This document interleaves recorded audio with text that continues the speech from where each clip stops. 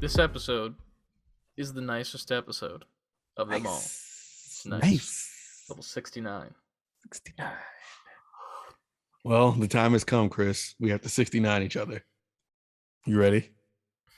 In gang beasts. No, I'm not smiling. This is dead serious. I'm not smiling. This is the law. We got to level 69. So, whenever you're ready, we got it.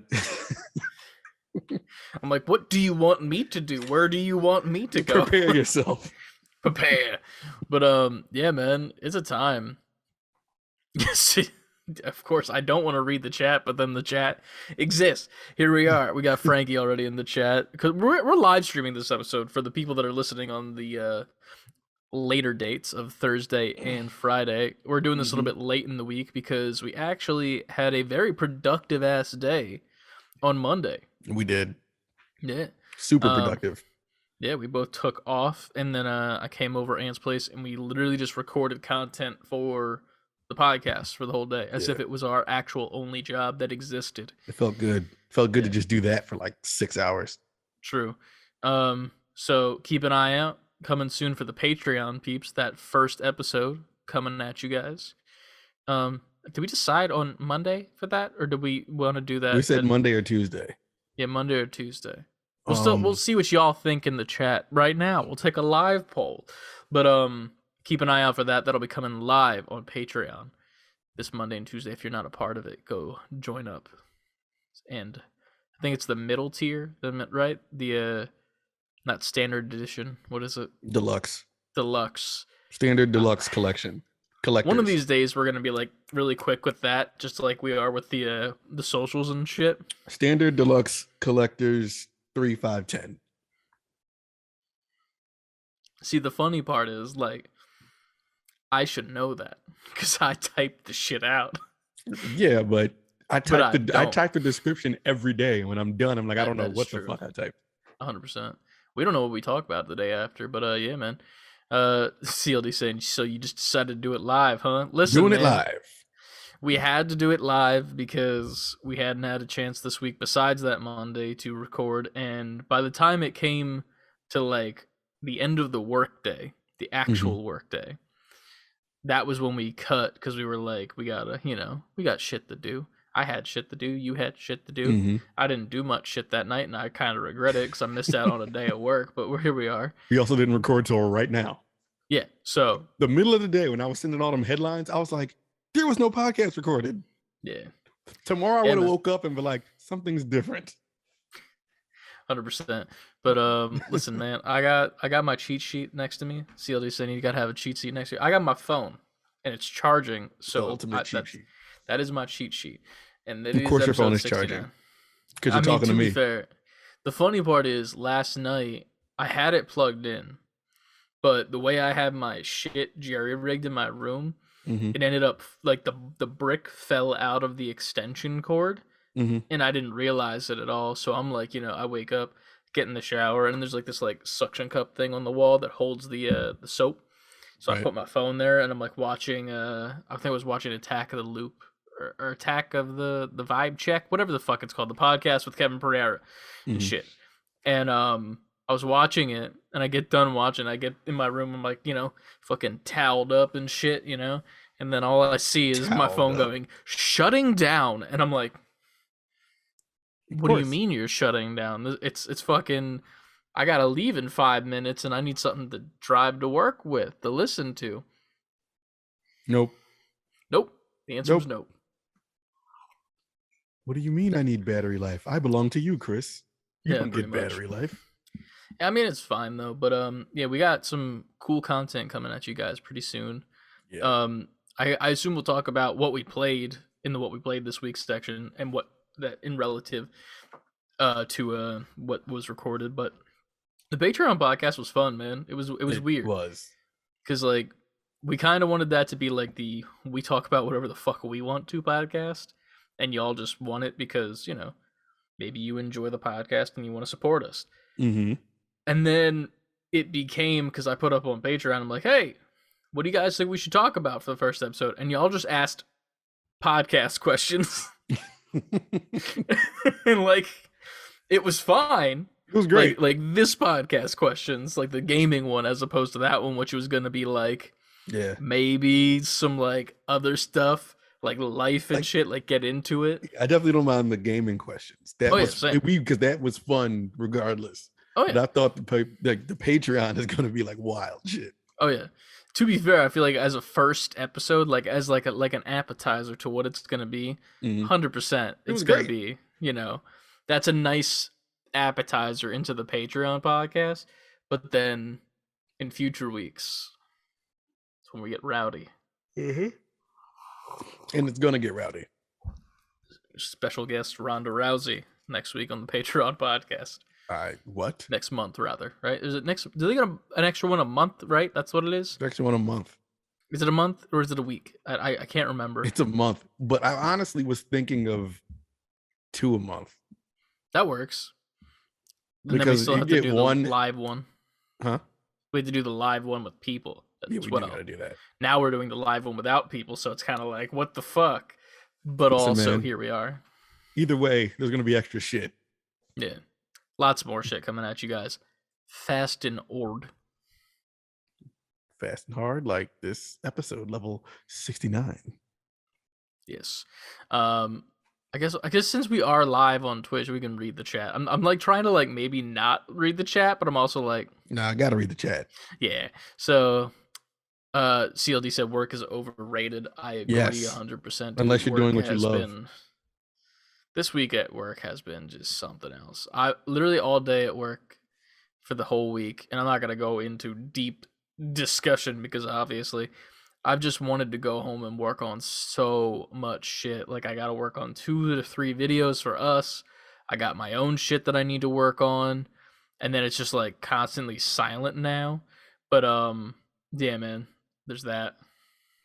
It's a time. I got shit I gotta do too. To be real, like I'm gonna edit to get this done. One of my homies sent me a track he needs me to edit for him. He sent me a track he needs me to make a clean version of a song. So I have to take his track and like edit all the curses out for this. So if it says set. Like bitch, you gotta be like banana. I should just add my own words. Yeah, I feel like that would work. Banana. Fudge. Shnikes. I'm gonna just reverse everything.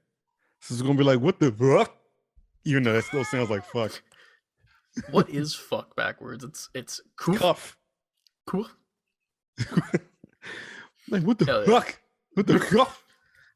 Fuck. The way that you're saying it makes it sound like you're saying fuck without the F and with an H, but you're saying the H with your chest at the beginning. I'm trying so hard. What the yuck? It's how Goofy says it. That's fuck backwards. What the yuck?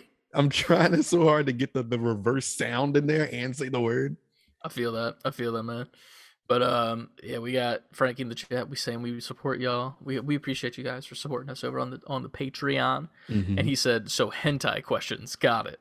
I don't know about that because I don't have much to discuss. Tentacle porn.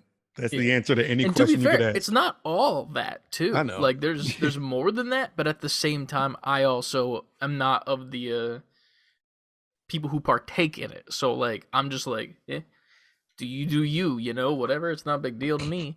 But fucking here we are.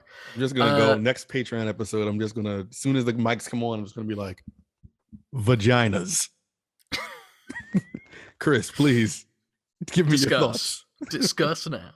But yeah, Lucas is in the chat. He said we're not people. What do you talk about? We're not. To be fair, that was a while ago. So has work sucked because I'm not there? I wouldn't say that it sucked. I mean, I've definitely messaged you outside of it. It's not that it sucked. It's just been quieter, but not in a good way, if that makes sense. Like it's just like it's kind of like, why is it's too quiet? That meme, it's like quiet. That trope in an action movie, yeah, that thing.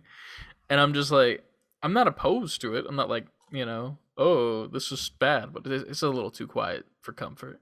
And then CLD is saying that we got to read the chat. Read it. Yes, we are. And then Frankie wants to know your thoughts on Pusha T's new album? New album. He dropped the whole album. I know he dropped a song. There's Ant's thoughts on Pusha T's new album. I don't think he dropped the whole album unless I just completely missed something. But I think I would have heard of the entire album drop. But if you want to hear my thoughts on that new track, which was called Diet Coke, Chris. Oh, that's the one that you posted on your Instagram. Okay. Yeah. I thought that was just a meme. I didn't know it was a new thing. No, I was just like, oh. He does like drug dealer rap, right? So he play on words, cocaine, Diet Coke. What? How is Diet Coke cocaine? Well, they call cocaine Coke. Yeah, but in the song, he's talking about. Why is it diet? He's now we got to get into rap shit. Okay. I'm curious of why it's diet over. It's not though. He's talking about he wouldn't give you Diet Coke. He's the kingpin. Of course. That's such a timely Diet Coke sip. That's the timeliest thing we've ever done on the show. It's warm and I hate it. But I don't know, man. I don't know about rap. Who do you think I am? Oh, that song is fire. Is it good? I mean, I'll check it out. I'm not like. Here's the thing when it comes to music. I'm not opposed to music as a whole. But at the same time, I know what I like and what I don't like. So if I see something, I'm like, oh, I could appreciate that. That's pretty good. I'm going to stay away from it. Like Bruno Mars, objectively, I can say very great artist, right? Mm-hmm. Don't like a fucking lick of any of his music. What? Don't believe me, just watch. It annoys the fuck out of me for some reason. I don't know why, but I'm also in the mindset, I'm like, he's a fucking amazing vocalist. He knows what he's doing. The music is objectively good. It just, for me, it just annoys me. Hey! Yeah.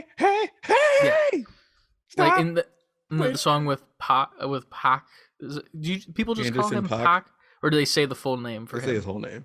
I don't call him Pac. Gotcha. Okay. I just wanted to make sure because I don't know, you know. But here we are. 1 second. I have to pull something up while we are. This is what Diet Coke sounds like.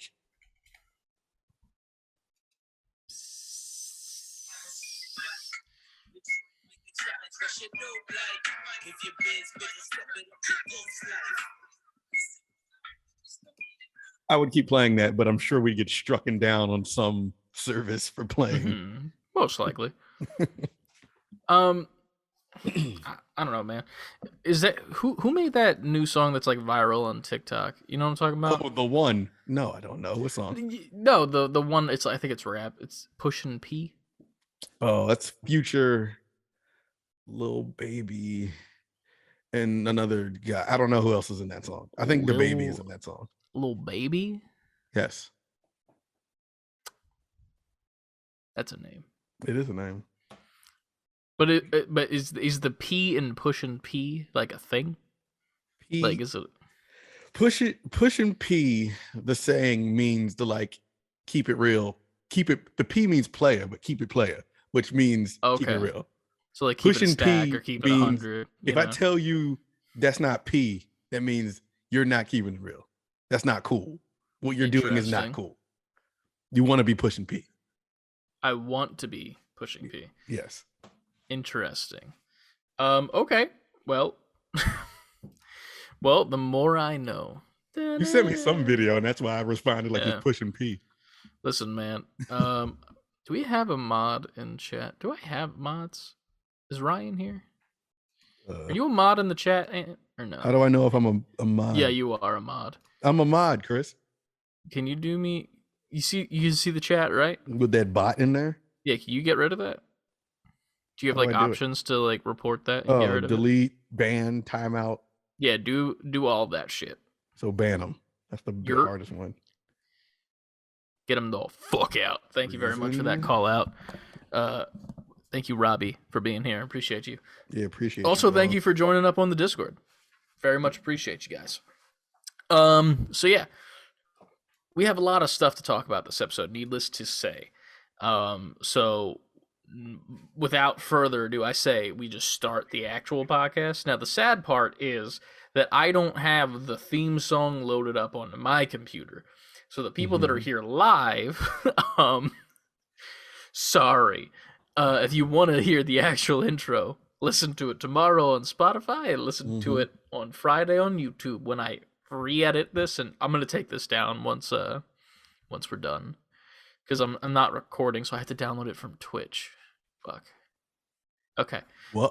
I mean, I can send you the recording or put it in the video. Put it in the like drive. Well, no, like the video with like the Twitch chat and shit. Oh, the Twitch. No, because this camera is bad. You know. We got to get you another camera. True.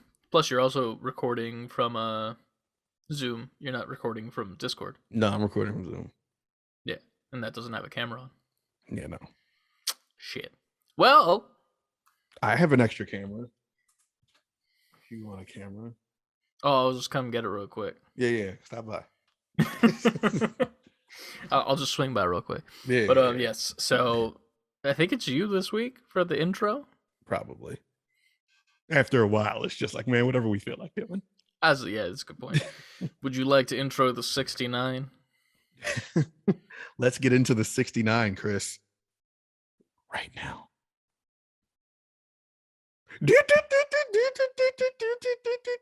Diet Coke, god damn it. Stop drinking your lifeblood. I'm not actually drinking it. I'm getting like the least amount in my mouth because it's warm. And I hate it. Hence the 69. Yeah. It's one of those things where you crack a DC and then you leave it to the side of your desk for like 20 minutes because you're like, I'm working. And then you forget and then it becomes warm. Yep, been there. That's how things happen. Why am I explaining how soda gets cold? Because Let's just start the show. with our differences, you would never think that I knew with the DC life. True. There should be nothing but sex jokes the entire show, Cecily. Oh, there will be. I mean, that's just kind of the way it has to be. Famous last words before 69. I don't know what we're doing anymore. Let's intro the podcast. Please. It's been 84 years. Real quick, what's wrong with warm DC? Ask Lucas. What's wrong with it? It's just less appealing than a cold Diet Coke. Like, it's a cold. Would you rather have a warm soda or a fucking cold soda? You know, like there's a clear option that is the winner here. DC is Diet Coke. CLD. See, the chat is gonna. That's what's gonna make this episode 2.5 hours. It's a DC. I prefer my soda warm. Well, you're a monster. You're a mutant. Get the fuck out of here, Lucas. Diet Coke or Coke Zero? Diet Coke right now. I mean, Coke Zero I've never had. Has anyone ever is it similar or better or what's the difference? And that's it for our never mind. Thanks for coming, guys. Goodbye. That was our white correspondent conversation. I don't even know what the fuck I'm corresponding. I don't have enough information. DC. I only have the DC. I don't have the Coke Zero info. That's the problem. But maybe that's the answer. It's pretty close to DC. All right, that's fine. It's okay. I mean, that's the thing. It's okay. Like, is it healthier? Technically, but also no. I don't give a fuck. Like, I drink water. I'm drinking. I don't give a fuck. A drink. That's not DC. Nope. All right, let's actually start. It's always funny to me when it's like before we're recording. You're like, this has got to be a quick show, and I'm like, we got this. And then it never is. We've said that we had to do the intro now, like 6 times. It just keeps going. This actually has to be a quick one though, because we both have things to do after this. Yeah, I have some shit to do, plus wrestling's on right now. And here's the thing, I'm gonna keep it a stack with y'all. I actually have a little pop-up to the side. I'm putting it over Ant's face right now, this little black box. Smart. I have that so I could watch wrestling at the moment because there's a debut over tonight. My face? No, it's I was for a sec. I moved it over to like be like, hey, look, here's where it is, and now it's not. I was gonna say, if you put wrestling over my face, it would pretty much be the same because I'm synonymous with wrestling. So true. That is extremely true. Mm-hmm. You are not wrong. You are the wrestling information person. I am. But it's crazy. So show. Let's actually start now. I'm not looking at the chatter. We won't start. Yeah. All right.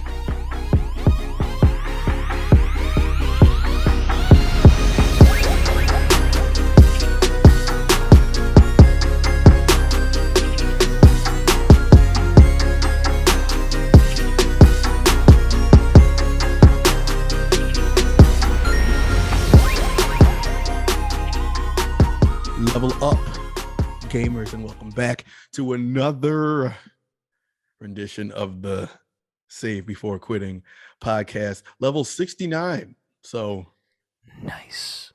If you're cuddled up with a loved one right now, turn their body. If you're spooning someone right now, suplex them so that you can be in the correct position, please. Suplex them and then let nature take its course. Nice. Nice. Speaking of 69, you can find us #4quitting at Twitter, Instagram, TikTok, Twitch, and YouTube. That is titty. Grab a titty during a 69. This whole episode is going to be that. So strap in. We are. Strap in like you would with a 69. Like a 69. Save Before Quitting, all the way spelled out, at gmail.com. If you would like to email us any and everything. savebeforequitting.com for fully spelled out for merch and info and links to merch and info and social media. I'm doing it. Links to info is the thing that got me. I was like, yeah, there's links to info on the website. Yeah, we just got information. We do. The information highway that the internet is. Join our Discord that we have now. We have a Discord, and you need to get in it. Find the link tree on our social media, or hit one of us up, and we'll just send you the link. Yeah, that works too. Either way works. We could either put it in the fucking chat, because that's what we did last week on Friday, and it worked out. And hell yeah, it's time. Patreon. Yes, patreon.com/save the letter B #4quitting.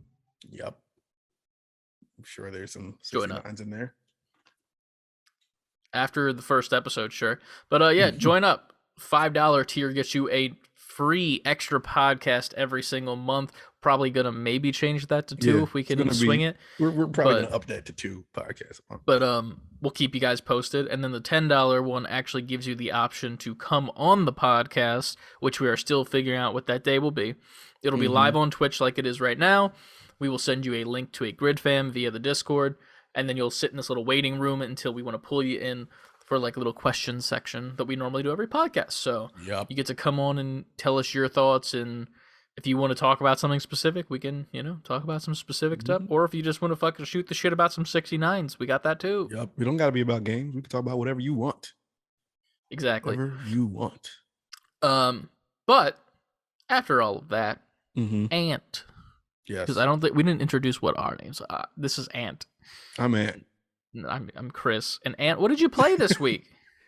I played. All right. I've been making my way through Horizon and making my way back through that game. Which I'm pretty much almost done. You're like 19-ish hours now, right? Yeah. And I've been mainlining it. So I think the main line, it's only like 23, 24 hours. So I've been having some fun with that. You came over my place Monday and we played Sifu, so that was fun. We played what's that game? I always forget the name of it. Your childhood game. FoxKids.com presents Micromaniacs Racing. Micromaniacs Racing, a game I've never played, but Chris put me on to after we fumbled around with a PS1 that acted like it didn't want to work. So we had to pull out a PS2 to make it work. Which did, surprisingly. Surprisingly, yeah. But then the best part about that whole interaction was when we thought the PlayStation 2 didn't work. Oh, yeah. It wasn't turning on. There was no light, no nothing. And I've only ever had the PlayStation 2 that was the slim one, like the really thin one.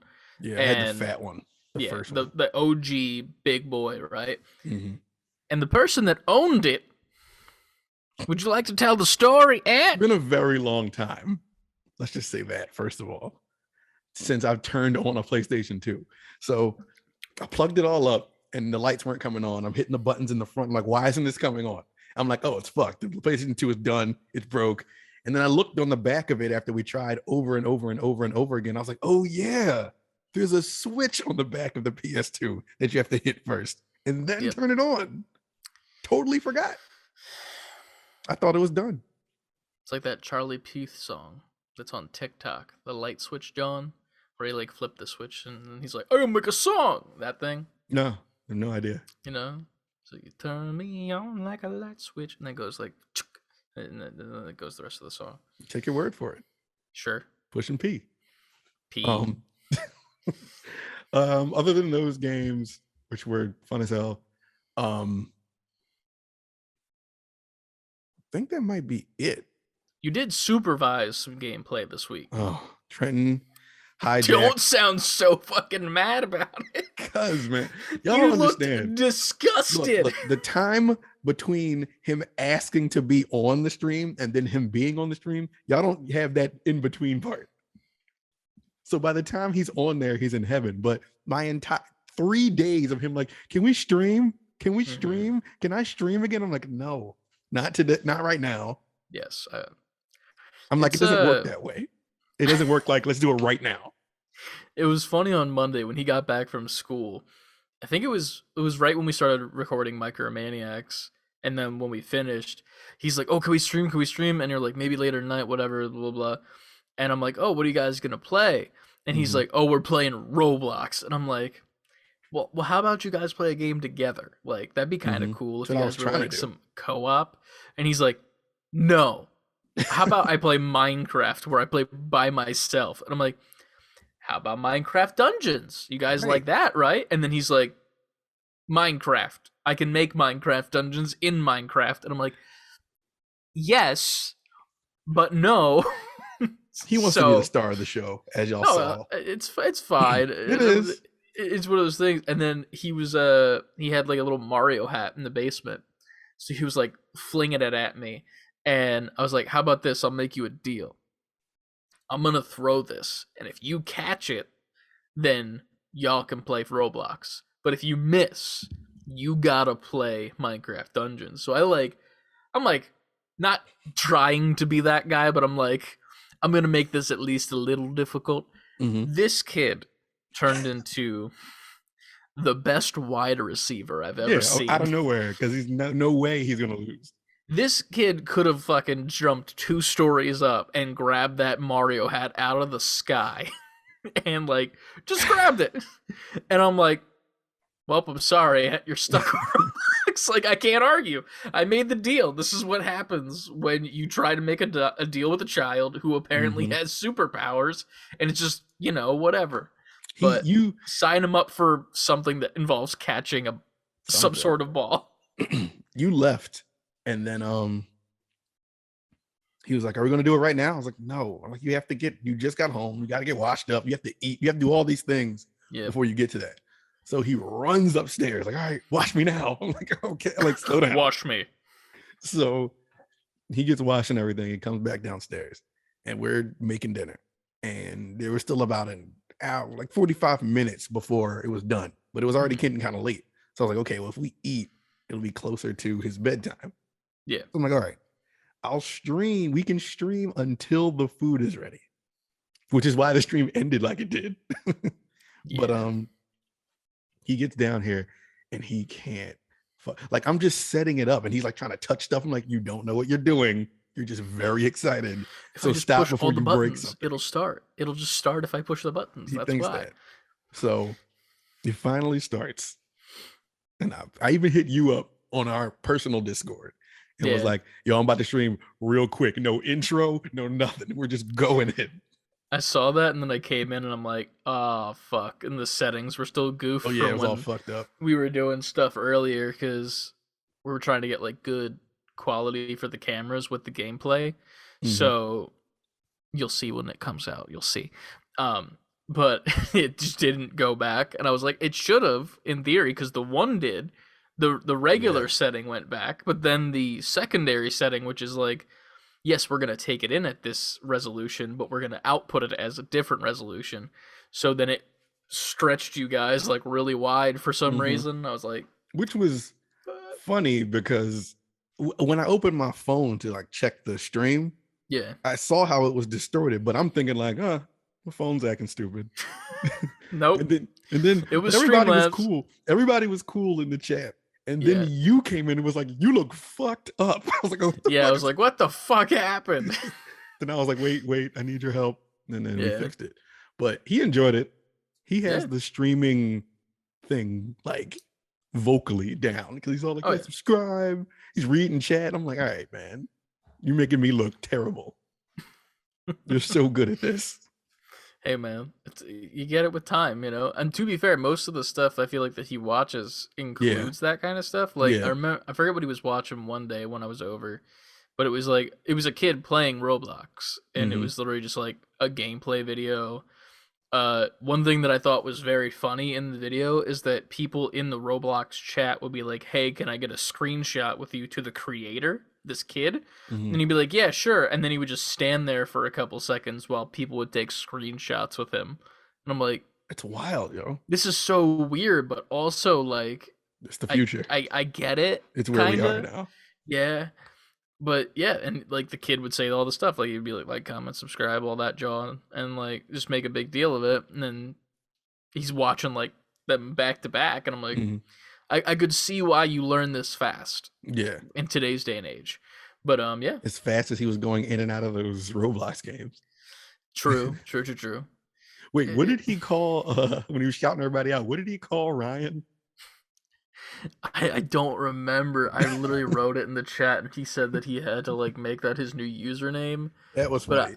I'll have to go back and like clip it or something because it was pretty funny, honestly. Well, other than that, that was all my gaming up to that point. What about you, sir? What have you been playing? So for me, yes. As far as the gaming is going, I've been playing Arceus on and off, mainly on stream, because it's not that I don't want to play it off stream, but it's one of those things where it's like I need an excuse to like get through all of the shitty stuff, Right. because like I'm still not high on it. I'm not gonna give it praise yet. Still, I still feel like it's got a lot of issues and it needs to work it out. Is it the best Pokemon game we've had to date? 100%, yes, obviously. But at the same time, it leaves a lot for you to want and for you to want to make better in the future. Specifically, like besides graphics, which is just an obvious thing, and it's kind of sad as of this point. Like even with the recent Pokemon games, like not even Arceus, like it doesn't look great, and it's like, bro, you have so much like power behind this little fucking handheld. You could definitely put some effort into this. Yeah. And other than that, like the catching is really fun, but then the tediousness of having to catch a singular Pokemon a ton of times to like make that Pokedex entry go like higher and higher is a thing. CLD just mentioned in the chat, but Arceus Open World has consumed me. That's another thing that I'm not a huge fan of, is that it's not really an open world. And like it's open to an extent, but it's not like it's not Breath of the Wild. This is not the Breath of the Wild that everyone thought it was and it was going to be. It's completely, it's zone based, and it reminds me a lot of the Sword and Shield, where like you had that giant open area where you could get like there's like Gigantamax Pokemon pretty much, and like you would go do raids with like other people online or AI, and you would take them down and have a chance to catch them, or there would just be Pokemon out in the open and whatnot. And it's fine. It's like a stepping stone. Like this game is literally a stepping stone to the Breath of the Wild Pokemon. But I think, but why? But shouldn't the mode in who's that, Sword and Shield? Yeah. Shouldn't that have been the stepping stone right there? Yes. So I it was feel a like stepping stone to a stepping stone. the thing with Pokemon is I think that they like to take baby steps like that just because they can. They're like the Apple of the gaming world, where it's like they definitely have the technology to do something really great, but let's release it in baby steps, because then if we do that, we can get more money out of it, we can get more licensing, more products, and it just makes their longevity better. Because like at the end of the day, Pokemon one day will end up having to die out. I think personally. I don't know, like, man.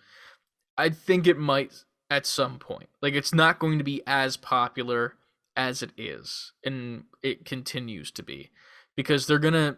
there's something's gonna go wrong in the future, and like come back to this episode, the nice episode when it happens.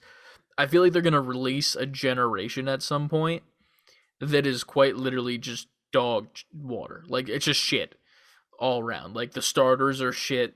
All the new Pokemon are shit. Then they bring in Pokemon from previous generations to like pad out the amount that are in the game, and that's all that they got. And like the story is not any different. There's got to be a point where the people wisen up and be like, "Yeah, I'm. This is the same game I'm buying with just a different code." I think they've perfected that formula of the usual Pokemon game so well that there's always going to be a new generation of gamers. So I feel like they just bank on there's always a new generation to come in, and it'll be their first Pokemon. Like I'm sure Sword and Shield was some little kid's first Pokemon game. To be fair, that's what got me back into Pokemon, because I fell off completely because I tried to stay with it and whatnot, but it was just not for me. And then I picked up I picked up Shield, I guess. Not that it matters because it's the same fucking game. That's another thing that it irritates me as of this point, because I'm like, can we stop releasing 2 separate games now? Never. They make way too much money releasing 2 of them. Yeah. And it's the same game. The only difference is the fucking legendary that's in it. But then nowadays you can get the other legendary because there's online trading and there's people that are spoofing. So like people will just be like, "Oh yeah, trade me real quick," and you'll send away a Caterpie, and then you'll get like the best fucking Deoxys level 99 with 80 Master Balls in his back pocket, some shit. And it's a time. But Pokemon catches you. Pretty much. But as far as Arceus goes though, I'm definitely having fun with it. It is very, very tedious when it comes to leveling up, and it's a little bit annoying. Like here's the thing. Do they tell you directly how to level up? Yes. Is it super clear? Not really. Because there are people that have read every single thing in that game. Not me, because I literally have spammed through it because I'm just so bored with the story because it's not entertaining to me. But there's people who read everything that didn't know that you have to do like Pokedex entries and like fill that out in order to level up your like star level, which gets you farther in the story. People are doing like the missions that you find from like NPCs that are like, "Hey, can you fill out this Pokedex entry for me? Oh, hey, can you find this Pokemon and give it to me forever?"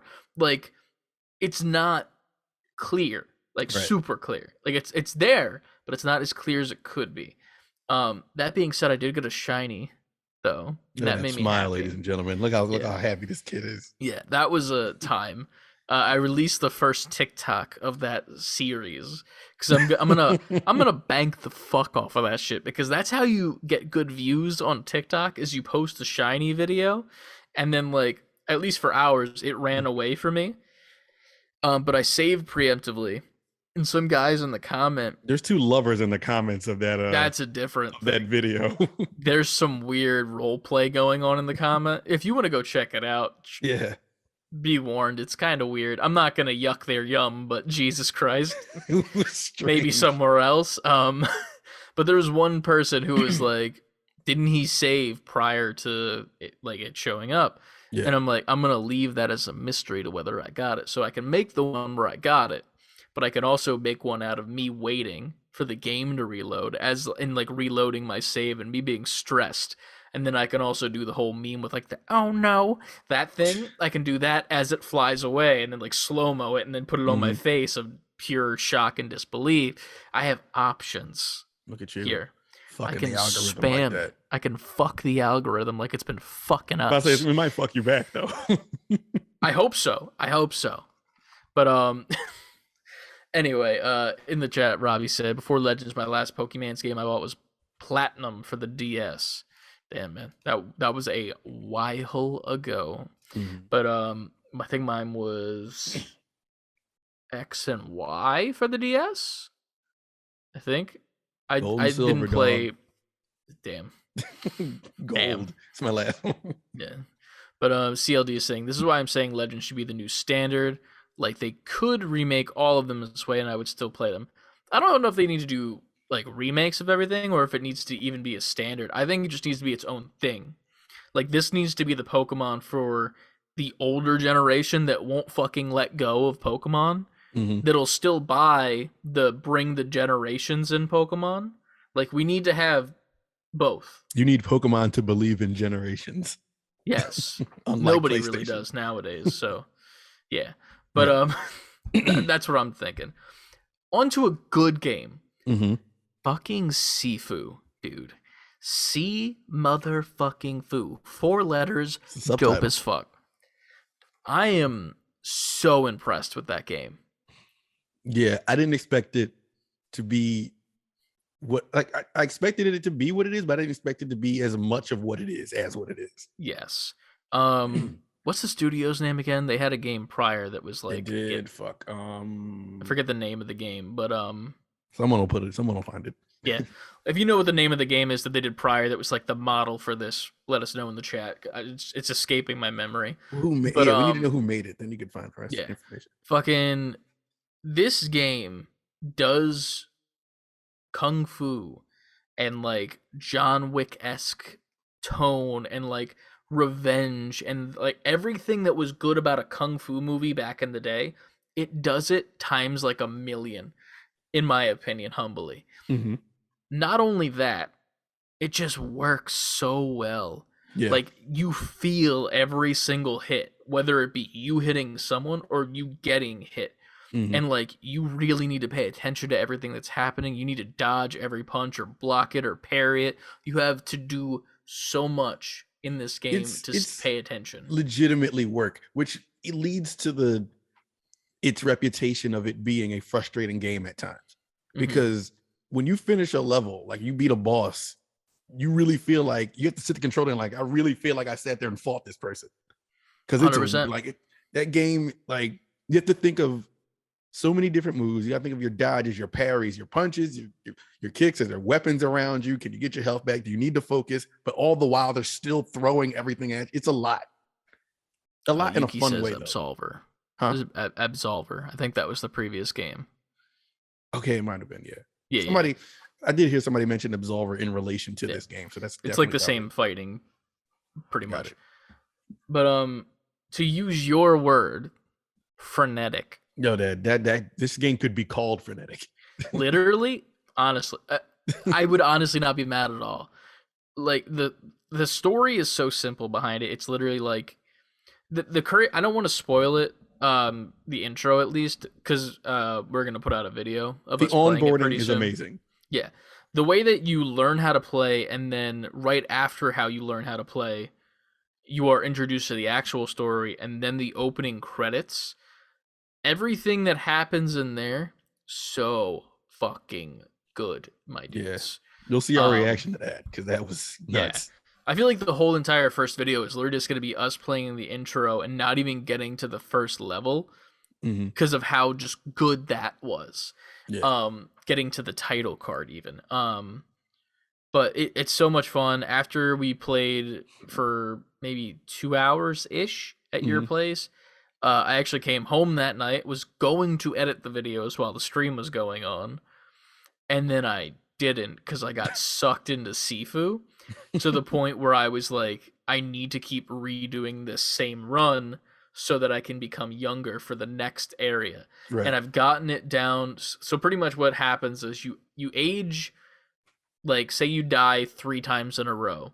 That means they're going to add 3 years to your age the next time you die. And it keeps stacking and stacking and stacking unless you break the streak by like killing a bunch of people or knocking them out pretty much. And you start at age 20. Yes. And you get game over at age 74 or something like that? It's anything higher than like once you get to 70, the next death is your final death pretty much, as far as I've experienced so far. And so pretty much we finished the first level, and I think we were 60 or 50-ish around there. Yeah. It was low 60s. Sorry, there's a debut that just happened in wrestling right now, and I'm okay, cool.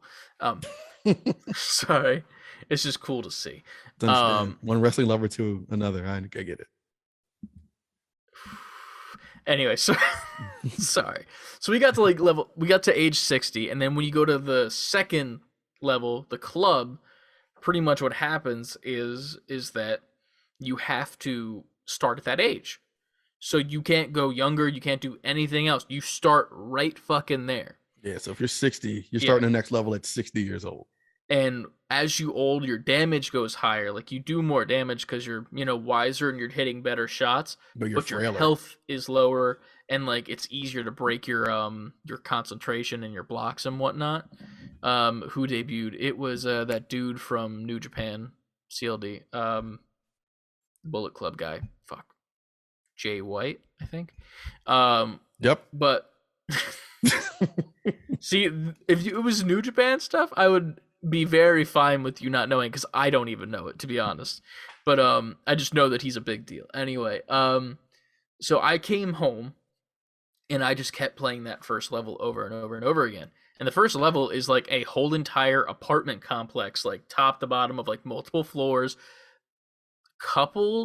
almost 100 people probably, 2 mini bosses, and then a final boss. And you need to stay alive or not die enough to keep your age low enough so that when you move to the next like section, you're not going to be struggling. Right. I got down to age 29. When you sent me that, I was like, what? Dude, I started feeling myself. Like, you get in a groove to the point where, like, I did not realize time was going when I was playing. Like, I was just like, I'm this person as of this point. Which is funny because I chose the woman character, and I'm just like, I'm me. Look at me, kick ass. Because it's cooler to have an old grandma kicking ass than an old dude, in my opinion. You were Neo in the Matrix. Like, I know kung fu. I was literally Trinity. You were Trinity. But fucking. So I'm playing through it, and like it just starts feeling more and more easy to get through. And then like there's another thing where after you finish a level, you have this like. What's the name from Phil? It's Always Sunny in Philly, with the meme with the board. You know what the meme is? Yes, Charlie? I know exactly. I don't remember the name. Yeah, then he says like, "There's this name on the postage," and I can't remember that name is. Oh, but that's what the meme is. Yeah, I know. I'm sure someone in chat knows. But the meme. There's a board that you get that just has like clues and shit to like pretty much like get your revenge and like find these people, and you'll get like keys, and you go back and play it a second time, and when you play that level a second time, you have those keys already, so you can skip whole entire sections. You can just make your way through, except that fucking hallway. The hallway is a forced one because it's an homage to not Good Boy, Old Boy. Was it Old Boy? The fuck is the name of the movie? Why am I forgetting things how to say words? I don't know, but all I know is I thought I could skip it, got to the door, and had to turn around and fight everybody. Yes, it's Old Boy, sorry. But it's that famous hallway scene in Old Boy where like it completely changes the camera angle. You're looking at it from the side, and it's a huge homage to it, and they put it in that first level so that it forces you to go through it, so that they can homage that game, because that's where they really got their inspiration from. Right. That being said, I love it so much. It's very good. It's so fucking fun. I can't wait to play more of it. Sadly, I can't either tonight or tomorrow probably, because I'm going to need to, edit and whatnot. Okay, another debut just happened, and it was fucking Keith Lee. CLD. It's Keith Lee, CLD. It's fucking Keith Lee. Dude, Keith Lee is dope. Yeah, I know. It's crazy. I wish you did know, because I think you would like Keith Lee, because he's cool as fuck. Listen, the things I could say about Keith Lee, we don't have time for, because we already have a short podcast, but it's crazy. Sorry. Big deal. Anyway, but yeah, I want to get back into that as quick as possible, needless to say. Other than Sifu, what else have I been? Micromaniacs Racing. Yes, like we said, we recorded that. That'll be coming as well, probably a little bit after the Sifu gameplay. But it was really fun to get back into, to say the least. It was one of those things where I was like, it was hopping back on the bike. And And I'm curious to see if we play that more or if it just becomes a thing to play for fun, because it's a very fun game. Once I got the handles down, it was fun. It was one of those things where back in the day when I was a kid, it was on PlayStation 1, so we didn't have the analog sticks, so you were forced to do it with the controls where you're left and right, and then you had to hold X to go forward. So it was very, very hard as a kid to learn that. But once you got it, you got it. Right. And I remember just playing that game for hours and hours and hours with Ryan and just going back and forth in the versus mode and trying to outrun each other and see who could get the other off the screen and knock them off. We would get to the point where we were just like legitimately neck and neck, and we would have to run into each other to knock each other off because of how on the track we were. So evenly matched. It was crazy. And there's a part of me that wants to like just once he comes home at some point and be like, yo, let's go. Gotta play this. We're going to Ant's place, we're going to the basement, and we're fucking 1v1 for all the glory. But I'll commentate. Yes, hell yeah. We'll do like the VR stream. Exactly. Fuck yeah. But it was really fun to get back into, and I really, really, really loved it.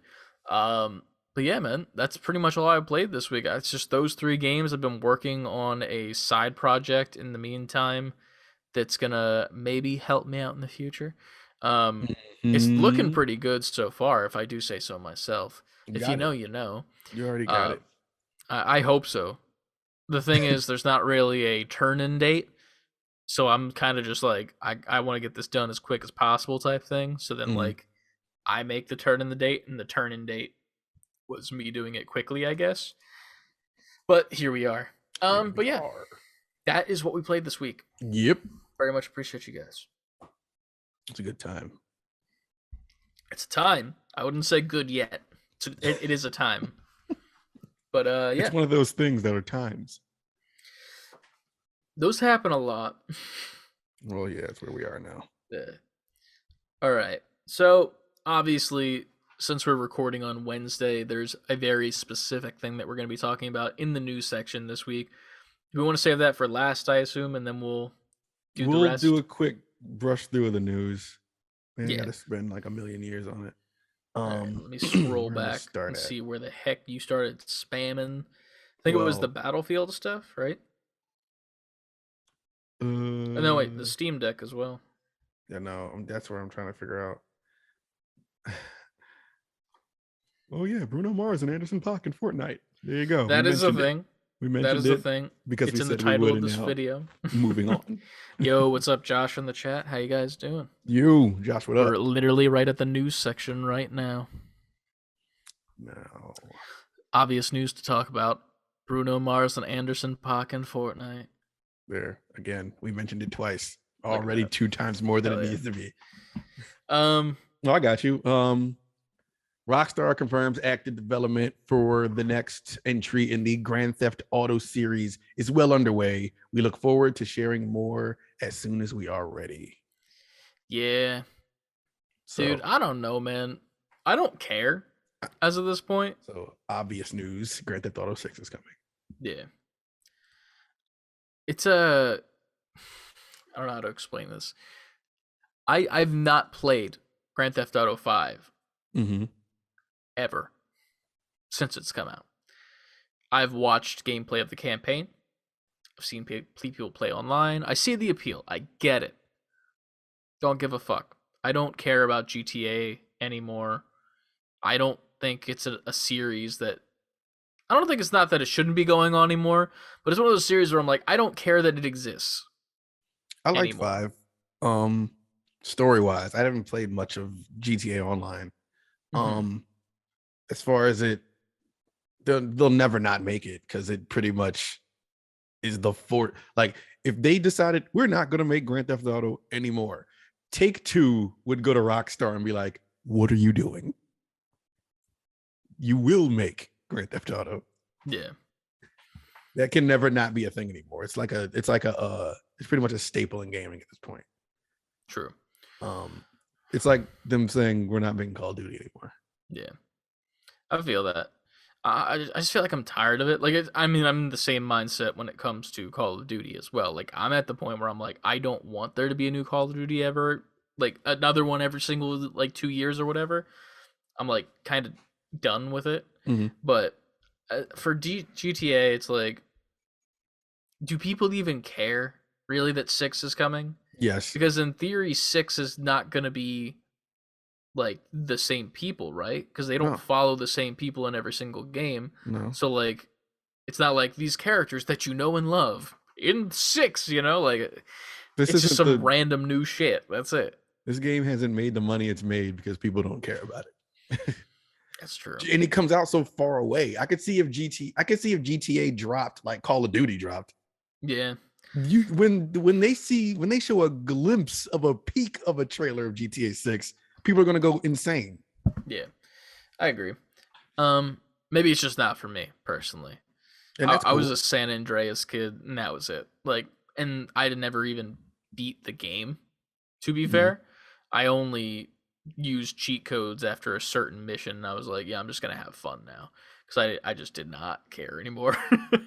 I can't lie. I've played from 3 on. I've beaten them all, and when 6 comes, I'm gonna play that too. Kind of how CLD just said in the chat. Like I haven't played it since 5 originally dropped, and I beat it in 2013, and I was like, all right, that was done. I would turn it on here and there just to fuck around and drive around and shoot people and stuff, but I haven't like played it since then. Gotcha. So what, 2013, almost 10 years ago. Nuts. It's crazy. It's a whole nother life. I feel good not playing it though. I don't know why, but like there's a nice feeling of like I didn't play that game. I feel good about it. If not playing something gives you a nice feeling, then I feel amazing with all the things I haven't touched. I feel like it's one of those things where it's like I know who I am, so I would be addicted to the shit. And I would end up spending like money on in-game currency. Well, I've never done that. You're a madman. I have a problem. We know this. So like I would just be like, I would be in debt in real world and then probably end up being in debt in GTA world. But here we are. You're in debt everywhere, sir. Yes. Get your shit together. I guess we'll speed run the rest of this news so we can get to Nintendo. Apparently, currently, for Horizon Forbidden West, there is a little nice thing that you can get if you are a PS5 owner. I think Josh and the guys actually talked about it on the Haptic Intel stream, if I remember correctly. But pretty much, this is the last game in like the Sony library that they've pretty much said that they're going to give you a free upgrade from the PS4 to the PS5 version of the game. That being said, it's free, so that means that you can buy the PS4 version and then immediately download the PS5 upgrade for free. And since PS4 games are $60, PS5 games are $70. Yeah. That's a $10 savings, technically. Personally, I don't give a fuck enough to do that. That's just me. I'm just gonna pre-order it for PS5. I don't think that $10 would go anywhere besides like V-Bucks or fucking Apex, to be honest with you. And I don't even play one of those games anymore, to be fair. So I already have a problem. I don't need this too. I already have a problem. That $10 going to Horizon's not going to be a big deal. But if you'd like to save that $10, you can do that. I believe you do it by going online on like the website instead of buying it direct from console or something like that, or getting a physical version of the PS4 version. So, sir, yes. There's that if you'd like to save some money. Now, serious news. Chris, a man wearing a Sonic mask tried to rob a bank in Florida. On February 2nd, local police were dispatched in response to an attempted bank robbery in DeLand, Florida. According to witnesses on the scene, the man entered the bank wearing a Sonic the Hedgehog mask and wielding a large hammer. Gotta go fast. That is what you said in the Discord. Jesus Christ.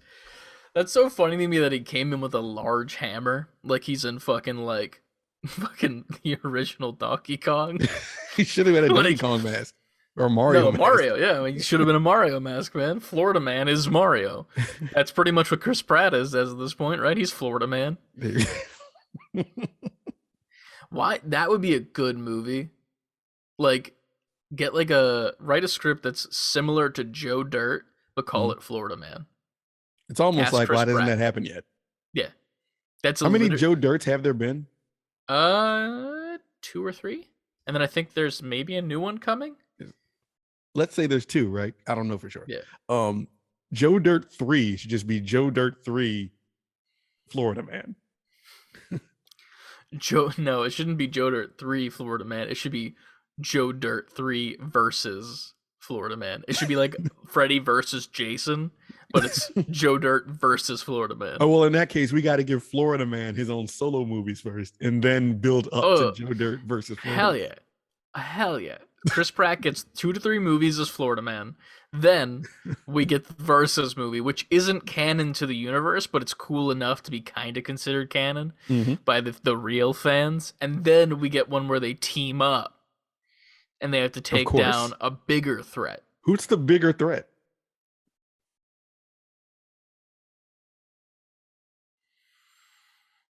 I'm trying to think of something without being too offensive. I was thinking too. I was like, I don't want to get political here. What's a bigger threat than Joe Dirt and than Florida Man? Oh, what's his name? Fucking dude that does like the frogs are gay. That guy. The frogs are gay? Yeah, that guy. What's his name? Who the fuck is that? You don't know who that is? He's like that fucking right-wing radio guy. They're turning the frogs gay. I can't believe it. These liberals. That guy. I know the voice. I'm really trying to. The name escapes me right now. I have no idea what his name is.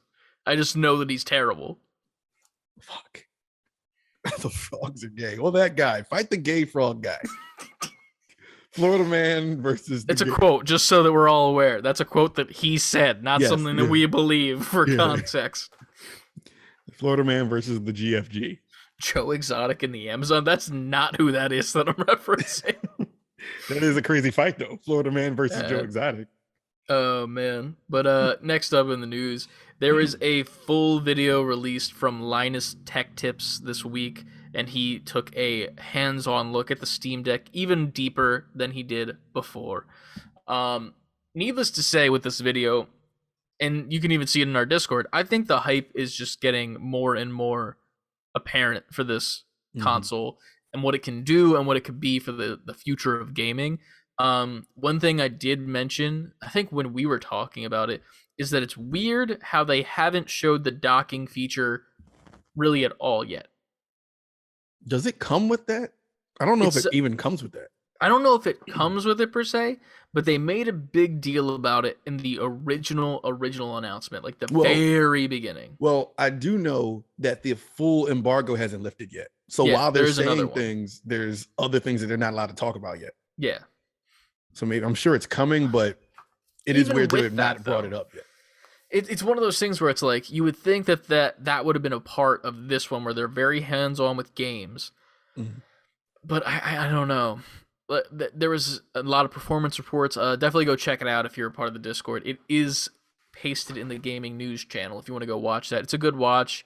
A lot of very specific tech stuff that I couldn't even repeat back to, even if I wrote it down, if I'm being honest. But yeah, man. Well, if anybody's going to go that in depth, it's Linus. Yeah. CLD says in the chat, it does not come with it. It's sold separately. Even if it's sold separately, like, you it's gotta a feature, show it off. So talk about it. Yeah. Hopefully when the next embargo is lifted, it is talked about, because if not, that makes me not necessarily concerned. I'm just confused why you wouldn't talk about that, because that's a big deal. Right. Like, this is, in theory, a handheld computer. So why would you not, do that? But talk about it. Who am I? Next up. 60,000 Battlefield 2042 players have petitioned for their money back. The petition cites a slow update rollout and perceived a lack of features, and says that EA made a mockery of customers who purchased the game.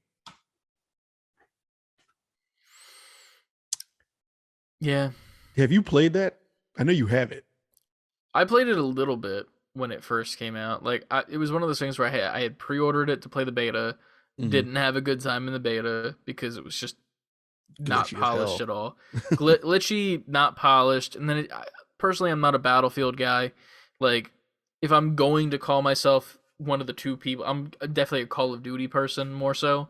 It just doesn't feel like there's people in the game at all.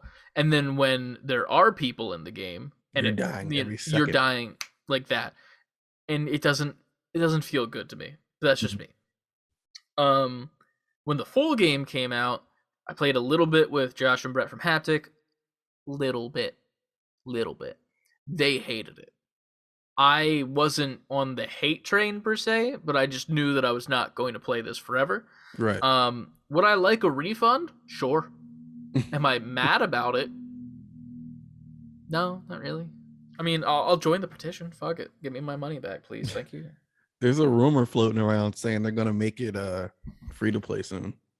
If they made it free to play and did not give people their money back, that would be an issue.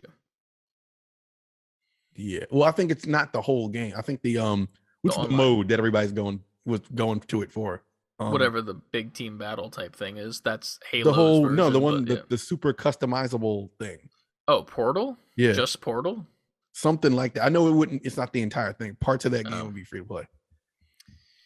Hey man, I don't know. That game was really hit and miss. Even the Portal thing, like I don't even think I played that once when we played, and that was definitely probably something that I should have looked into in theory. Right. But nah, I'm good. I think I'm good. I don't think I'm ever going to download that game again. I would appreciate a refund, but I'm also not going to cry about it. Gotcha. I don't think. All right. Bloomberg reported Ubisoft has turned an Assassin's Creed Valhalla expansion into a standalone title last year, featuring Basim, I guess you said, and a smaller scope than the usual mainline Assassin's Creed titles. It will focus more on stealth gameplay and is planned for either late 2022 or 2023. Eurogamer corroborates the report on the next standalone Assassin's Creed game and reveals that it might use the city of Baghdad as its main setting. Smaller, more to the point Assassin's Creed game coming soon. Well, coming this year, early next year. Interesting. So it's an expansion of Valhalla, but it's its own game, but it would have Baghdad as its setting. Okay, now here's the thing. I'm dumb. Baghdad. Where that? Not here. Would it be Iraq, says Josh. Okay. See? Cool. That's important. Is that where Valhalla takes place? Or did I miss something in Valhalla that would lead that to be a connecting place? I didn't play Valhalla, so I have no idea. It might connect to like a character and they're just spinning him off into his own story, this character, Basim, but maybe I need to finish that game. It was hard to get through, to be honest with you. I don't know if it has any sort of connection to that, but I mean, Assassin's Creed. Close, Josh. Not even close. Okay, that's kind of weird. I mean, in theory, then that's kind of good, then, in my opinion, because it's like, yes, make it its own standalone game. Why the fuck would you make this an expansion to, like, a game that exists already? You know? Yeah. But I don't know, man. I just miss the days when Assassin's Creed 3 came out. That was when I think Assassin's Creed was at its hype and like its best. And to be fair, that's the only one I played besides Valhalla. Just because Black Flag, dog. That was my shit. I've heard that one was great. I just never had I don't think I had the console at the time, now that I think about it. That was a PS4 game, right? I played on 360. That era. But it was a PS4 era? Or wasn't PS3, Nah, right? I played on 360, so it's probably 360 PS3. Unless I'm wrong. Am I thinking? I really feel like that was 360. I could be completely wrong. Either way, I never played that game. And I've only played Assassin's Creed 3 and Valhalla. And Assassin's Creed 3 was dope. I loved that. In the Civil War, with playing as the Native American character, and like it was just a better time, I think. And then playing Valhalla, it felt like I was playing Assassin's Creed 3 in today's gaming culture, where I'm like, games should be better and like feel better and smoother. So that's where I was like, I didn't feel right. I was like, why do I feel like I'm playing a game from the early 2010s? And it didn't feel good. But Black Flag was a cross-gen between 360 and One era, says Josh. Got it. I'm about to say, I knew I had a 360 out when I was playing that. CLD says, I played almost every single one, stopped with Odyssey. It's on my backlog. I haven't played Valhalla. Neither is Ant. He got a sound system. Everybody remembers that story. Yeah. When we all ordered Valhalla when we were once 3, and then Ant got a fucking sound system delivered to his house by Best Buy. Accidentally sent me a $300 sound bar surround sound system instead of a $25 discounted Valhalla. How's it sounding? So, in other words, Valhalla is amazing. It sounds so good to this day. I don't even know where my copy of Valhalla is, if I'm being honest. like genuinely. But yeah, I don't know. That's cool. The Assassin's Creed is, I feel like, another game that's kind of lines up with the Call of Duties, where it's like every 2 years or so, here comes another one. Mm-hmm. It's just, I'm curious to when they run out of time periods, because it's got to be coming up soon, right? They've done almost everything. They got to go to the future now. I mean, in theory, you're in the future for some of them, aren't you? You got to play it. It has to be a game in that time space. I don't know how you could do that with it. Like, they'll find a way. It's Ubisoft. You know, have they ever done like a feudal Japan, like a samurai type one? No, let me not say that. I haven't played all the Assassin's Creed, so I'm not sure. That would be a cool one, but at the same time, they would have big shoes to fill with Ghost of Tsushima. I'm about to say Tsushima is that. Yeah. Yeah. Well, I mean, Tsushima is not that. Tsushima is the best game that was on PS4. I'm sorry. That is my sorry, not humble opinion. That is very unhumble. Moving on. This next one is for you, because I was very excited. I needed to know what you thought. So Apex Legends for PlayStation 5 is being listed by the ESRB now. Expect an announcement soon for Xbox Series X as well. Pretty much that means that the upgraded version of Apex Legends is coming soon, which has been not necessarily teased, but like we've been told that this was coming a while ago, and we've been waiting on it for so long. Ironically, a new season of Apex apparently started with a new legend. Didn't know till today. Didn't even know from advertisements from Apex. An animator that I follow on Twitter shared a an animation of the walk cycle of the new legend, and I'm like, there's a new legend? And I look into it, I'm like, oh, there's a new season. So why wouldn't unless we're just completely in the dark, wouldn't we have seen that? I don't know if it's that, or if they've just decided to stop advertising to me because of my lack of playing, maybe.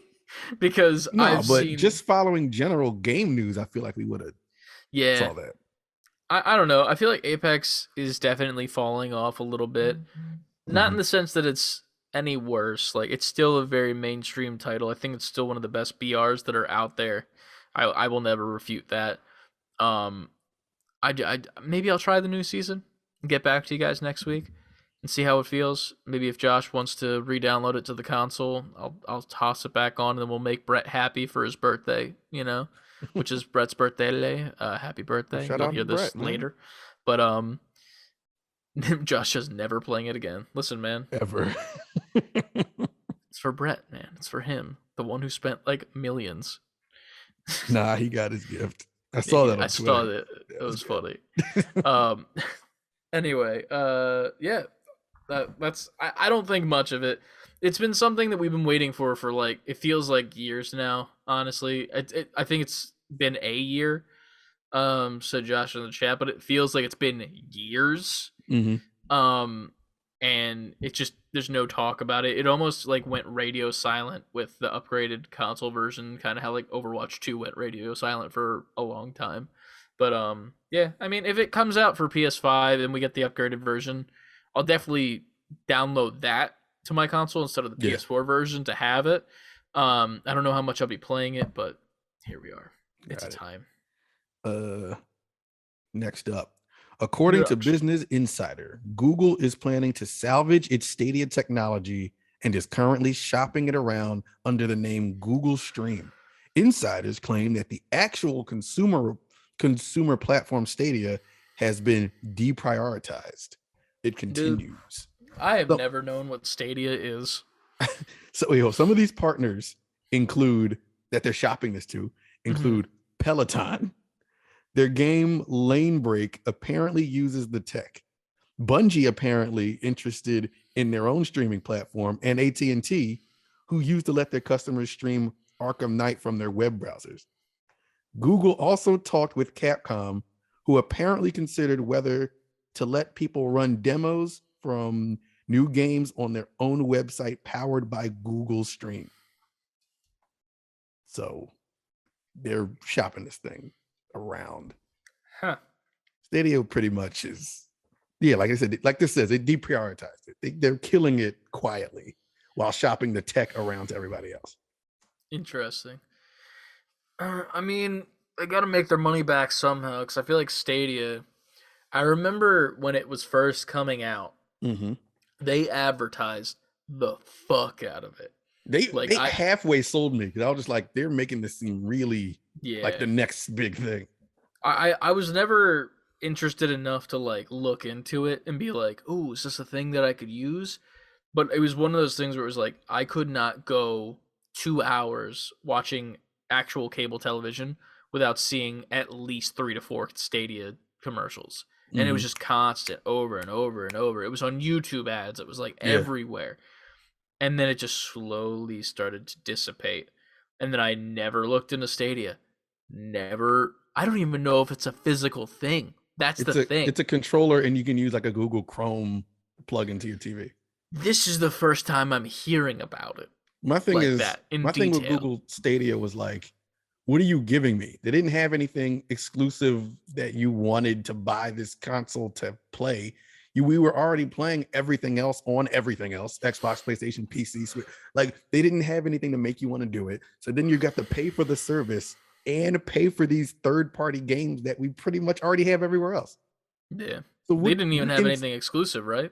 Yeah, no. Like, I think they had like little indies here and there, but nothing that stayed there, because anything that was halfway exclusive went to everything else eventually, because Stadia didn't get any play. So what was the incentive to even get Stadia? They didn't have any incentive. Yeah. I don't know, man. It was for people like, if you don't own a console. I get it. I get what their marketing was. You don't own a console. You don't want to shell out $500 for the latest thing. You can pay for this service and have access to these games. You still have to buy them, but you'd have access to them, and you could play it over just, I guess, whatever you have, your TV, your Wi-Fi, or whatever. Like you streaming. Buy the Google plugin and go nuts. But I don't know. I was never on board. Like, they had me hype in the very beginning when they had all these promises, like, we're going to do this, and we're talking to third-party publishers, and we're talking to this game company, and we're going to get, and it sounded good. It was good. They were doing really well, like, talking about it, but nothing ever came about. Gotcha. Josh in the chat said, Stadia is the perfect example of tech companies trying to get involved in gaming, doing it wrong because they don't get it, and then backing out because they failed. Fuck off. And True. Google has the money to do it. Isn't that kind of what Amazon Prime is doing right now too? With Prime what's their gaming? One called? They had a little streaming service too. Huh? Bezos. You can buy a $300 Bezos. Plug that into your TV. Honestly, man. Luna. That's what it was called. Luna. Josh calls it Poopa. I was just confused for a second when I saw Papa. I was like, what the fuck is Papa in the chat? But here we are. When you call me Big Poopa. Throw your hands in the air. If you bought a Luna, nobody raises their hand. Nobody does. All right.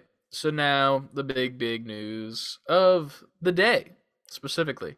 The Nintendo Direct from today. I need to pull up a list of everything. Yeah. Before we get into the actual, what the meat and potatoes of what was inside of it, if you were to give it an overall grade / rating, what would it be? C plus. C plus. Honestly, man. So I'm gonna keep it a stat. I came in late to the stream. I was I was held up doing some other work and whatnot, so I didn't even realize that it started because I wasn't paying attention to the clock. Um, so I missed everything up until the game right before Wii Sports or the Nintendo Switch Sports. Alive, Unalive, or whatever the fuck it's called. That one. What, the sports thing? The one right before it. Oh, Live Alive? Yeah, that one. That's the one that I joined in on, and I was like, okay, this looks cool. But everything prior to that, didn't see. So I had to go back and rewatch it, and I'm currently on my cellular device as well as we go through this. But as far as I would say, from what I saw at the end, I'd say like a C plus. The stuff in the beginning, I went back and watched it, and this is probably just for me specifically, from some of the games that they're re-releasing and whatnot, and stuff that I want to play on Switch, because I need an excuse to play my Switch. Got it. Because I don't enough. That got me a little bit hyped. That would give me up to a regular B, with the stuff that it was at the beginning of the stream, personally. It needed, well, it to be, in my opinion, because I'm sure someone saw this direct and was like A plus. Like, if you love there's always Splatoon and Xenoblade, then you would have probably thought this was one of the best directs ever. I don't play either one of those games, so I've never even played either of those games, so I have no experience with them. I played a demo of Splatoon. That's the most Splatoon I played. Gotcha. But it started off with some Fire Emblem stuff. Fire Emblem Warriors, it said, I think. Yes. I've never played a Fire Emblem game. I've only ever played Fire Emblem characters in Smash as a joke, saying that they were Dragon Ball Z characters. That's about it. Dragon Ball Emblem. Pretty much. They then went on to show some more of this Advance Wars, right? That's what it was called? Yeah, that looks interesting to me because I know it has a crazy following. Camp. I've never played an Advance Wars, but this looks like a fun sit there. Like, this is a couch game. Yeah, 100%. On your handheld, on your Switch. Yeah. It had a huge following on GBA. Maybe I'll, I don't know. There's definitely some hype behind it too. Currently I'm in a fantasy draft league thing for video game releases with a couple people from our other Discord, and they're in the Save Before Quitting Discord as well. But a lot of these games have like a list there. It's like the hype levels behind it and like who's putting it on their lists and whatnot. And that one had a lot of hype behind it. I didn't draft it myself just because I didn't really have full confidence in it personally. Right. But people was getting some love. People have been wanting new Advance Wars since the original Advance Wars. Yeah. So this is a big deal for them. But yeah. Next after that was a port to the Nintendo Switch for No Man's Sky. That game's still kicking. Yeah, man. I mean, No Man's Sky is really cool now. It grew into something crazy. 100%.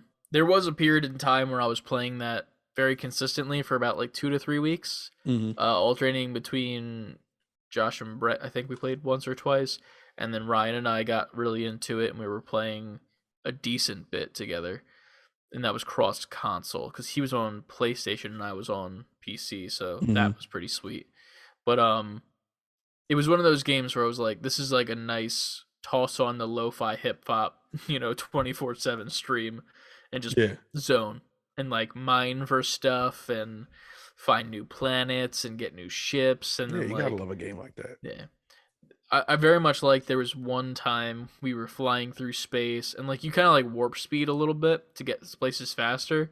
And if you come out of warp speed at certain parts in like asteroid fields and shit, there can be like monsters pretty much now. Like, I remember I came out and like on the edge of this asteroid field was a fucking like prison.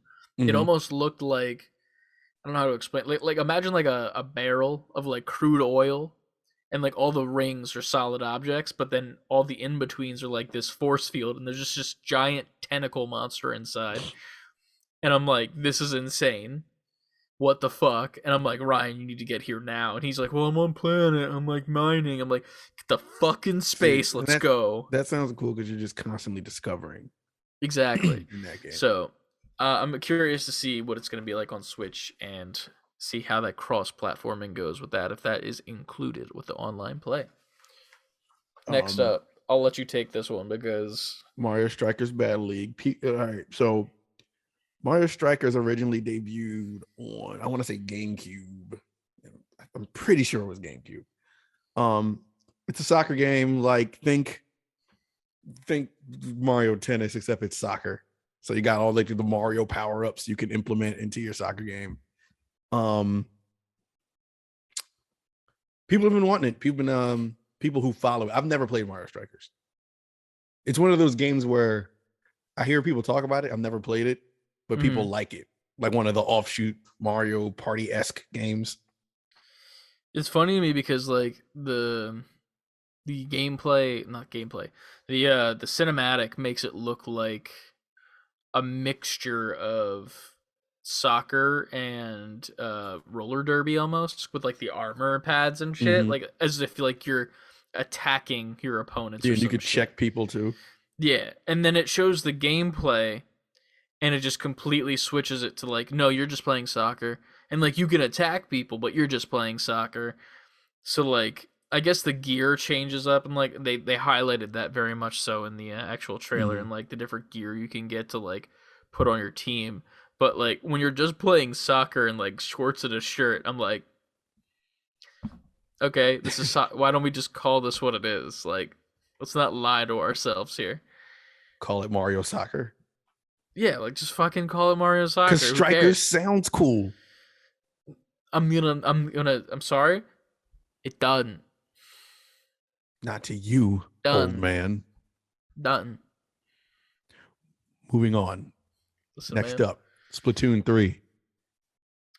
I'm sure somebody is very happy that this is coming. Yo, I listened to the music in this and it gave me anxiety. Oh, boner. Oh, anxiety. Right. That's what I was going to say. 69. 69. Yeah, we did the thing. There it is. A strike is a position in soccer. I didn't know there were positions in soccer. I just thought there was just a bunch of motherfuckers on a field.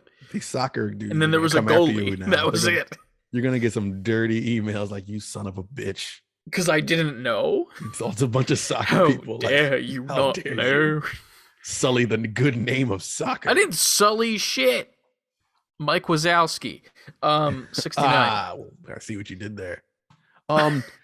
So Splatoon 3, they showed, I think it was like this wave mode, salmon run, next wave. New weapons too, it looks like too. This game's ugly.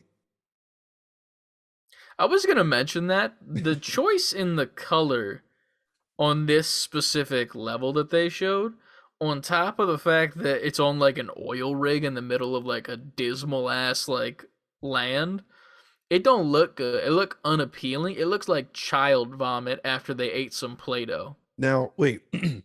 I also want to attribute this to the same argument we did with Arceus, because I think... Oh, is that what you're talking about, like, looking like garbage? I was just talking about aesthetics. I don't think the graphics look bad. I think they look bad. Really? Like, watch that trailer again. It's there. Oh, I think the Switch is starting to show its age. Yeah. I think, like, we think about Arceus.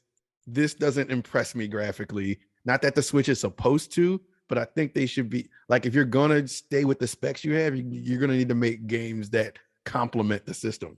Or that the games that the system can complement. I don't know, man.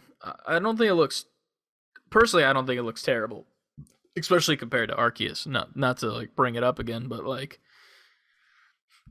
as far as like a Nintendo Switch game goes, I'm not mad at it.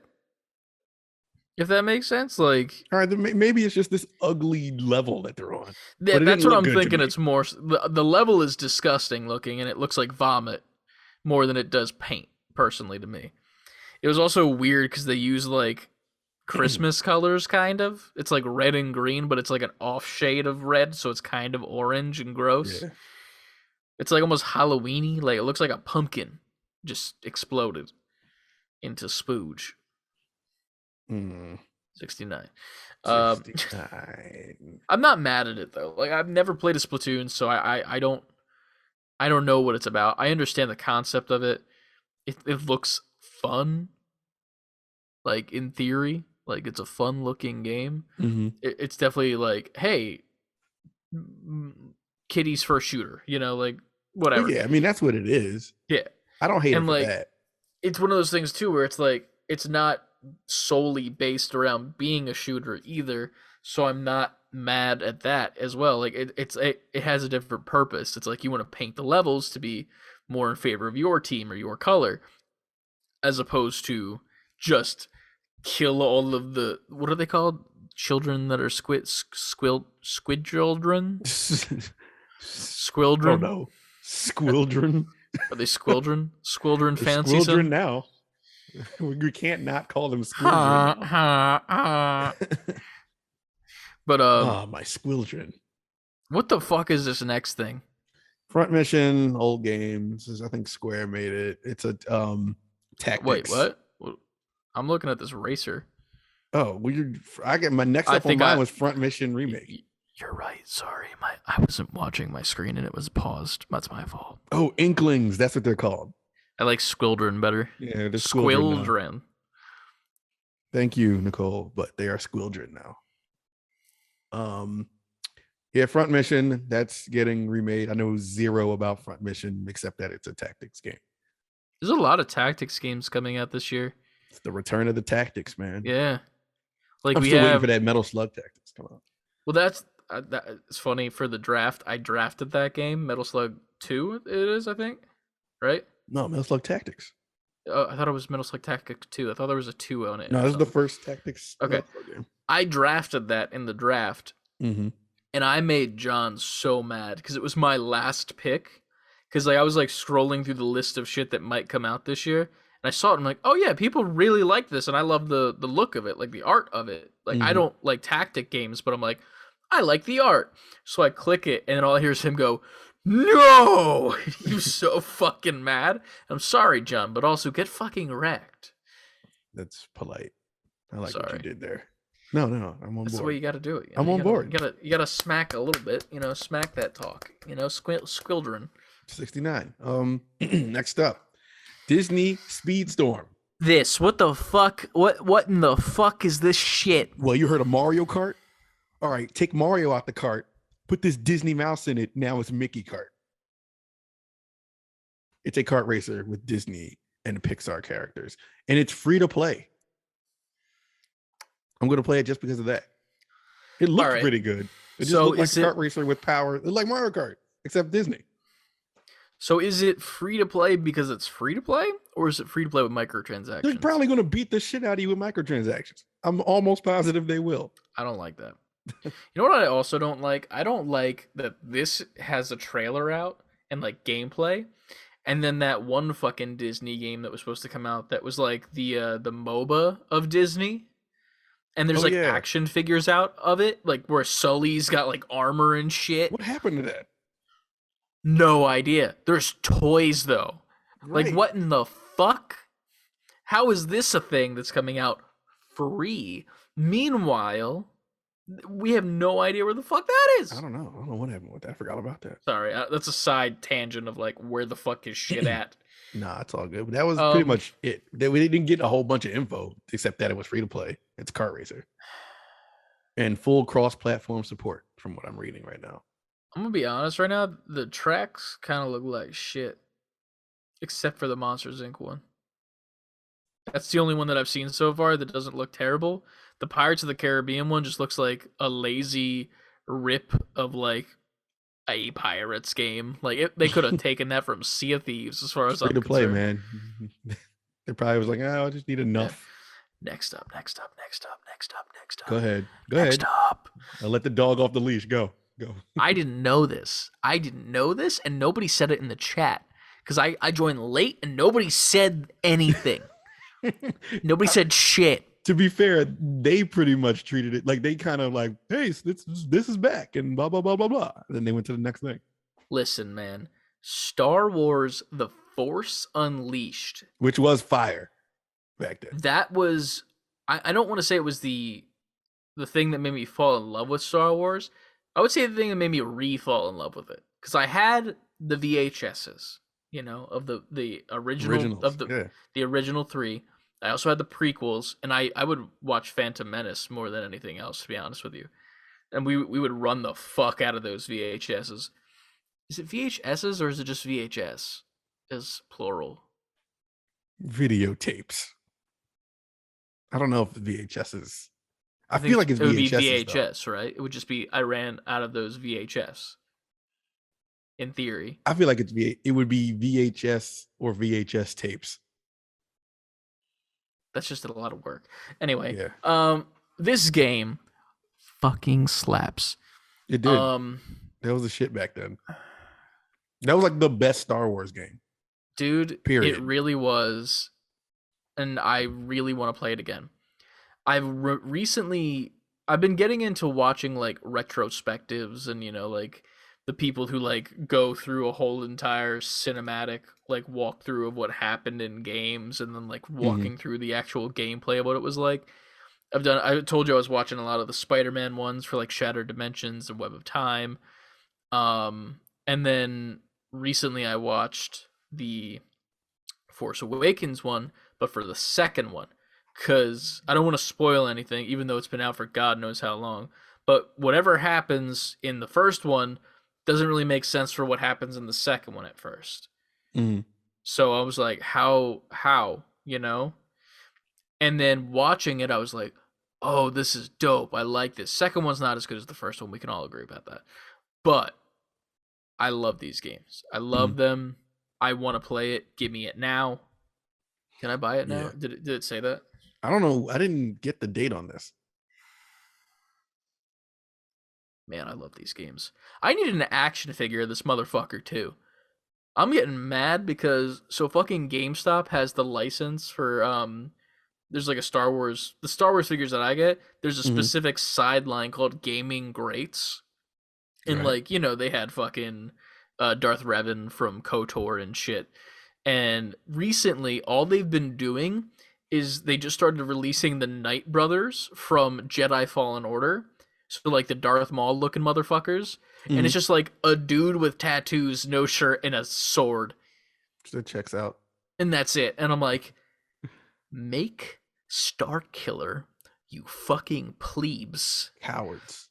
You fucking cowards, because you have so many options. You got regular Starkiller. You got Starkiller in the fucking Sith shit, like the armor. You got light side Starkiller. You have options. Make it. You hear that? Make it. And then I could take the head from that, and then I could sculpt Darth Maul horns on it and put it on a Darth Maul figure, because that guy is the voice of Darth Maul in the Clone Wars. Yes. Yeah. That actor who's like the face and the voice in it, he is Darth Maul. Okay, I caught up now. Yeah. Now I understand. Yeah. Yeah. It's awesome. He did the fucking Kenobi thing. The Kenobi! Like that. What? Oh my fucking God. What happened? Am I going to have to send you a video? Is that when Star Wars happened? 1.5 million views, dog. Kill me. Fucking kill me right now, dude. All right. I'm excited for this. I want it now. Give it, please. Thank you. Person, whoever has option to do that. Assassin's Creed, the Ezio collection, the first 3 Assassin's Creed games coming to Switch. Woohoo. Fuck that shit. Next up, SD Gundam Battle Alliance. More robots. SD Gundam Battle Alliance will be available on Nintendo Switch later in 2022. I am not a Gundam guy. I am not, but I'm sure Frankie and Ryan are all on board. This makes me interested because you remember the Adult Swim website back in the day? Like where you play like Flash games and stuff? Oh, yeah. Remember that? They used to have a Gundam game on the Adult Swim website, and it was pretty much chess. And you would play like there was like hexagons, and you would move your like, and it was like this type of Gundam where it's like the mini, like almost chibi looking Gundam, and I would play the fuck out of that. Did I know what I was doing? No. Did I have a great time? Yeah. You see Frankie in the chat? It was fire? I don't know.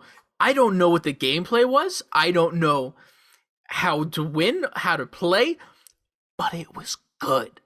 I didn't even know if I won half the time, and I was having a good time. That's how you know a game was good. Oh yeah, it's like remember the fucking Cartoon Network Teen Titans game that was like laggy as fuck. What kind of game was it? It was like a side scroller beat 'em up, like TMNT. I feel like I remember it. Yeah. And it was laggy as shit. It would almost never work. You could never unlock any of the other Titans. You would have to play as fucking Jinx for some reason, and that was annoying. But it was fire. Those are the days. Yeah. Sorry, I'm having a moment. Nah, so that's what we're here for. Yeah. Chrono Cross: The Radical Dreamers Edition. It's a remaster of Chrono Cross. We talked about this months ago that they should remaster this. Yeah, I haven't played this since PS1.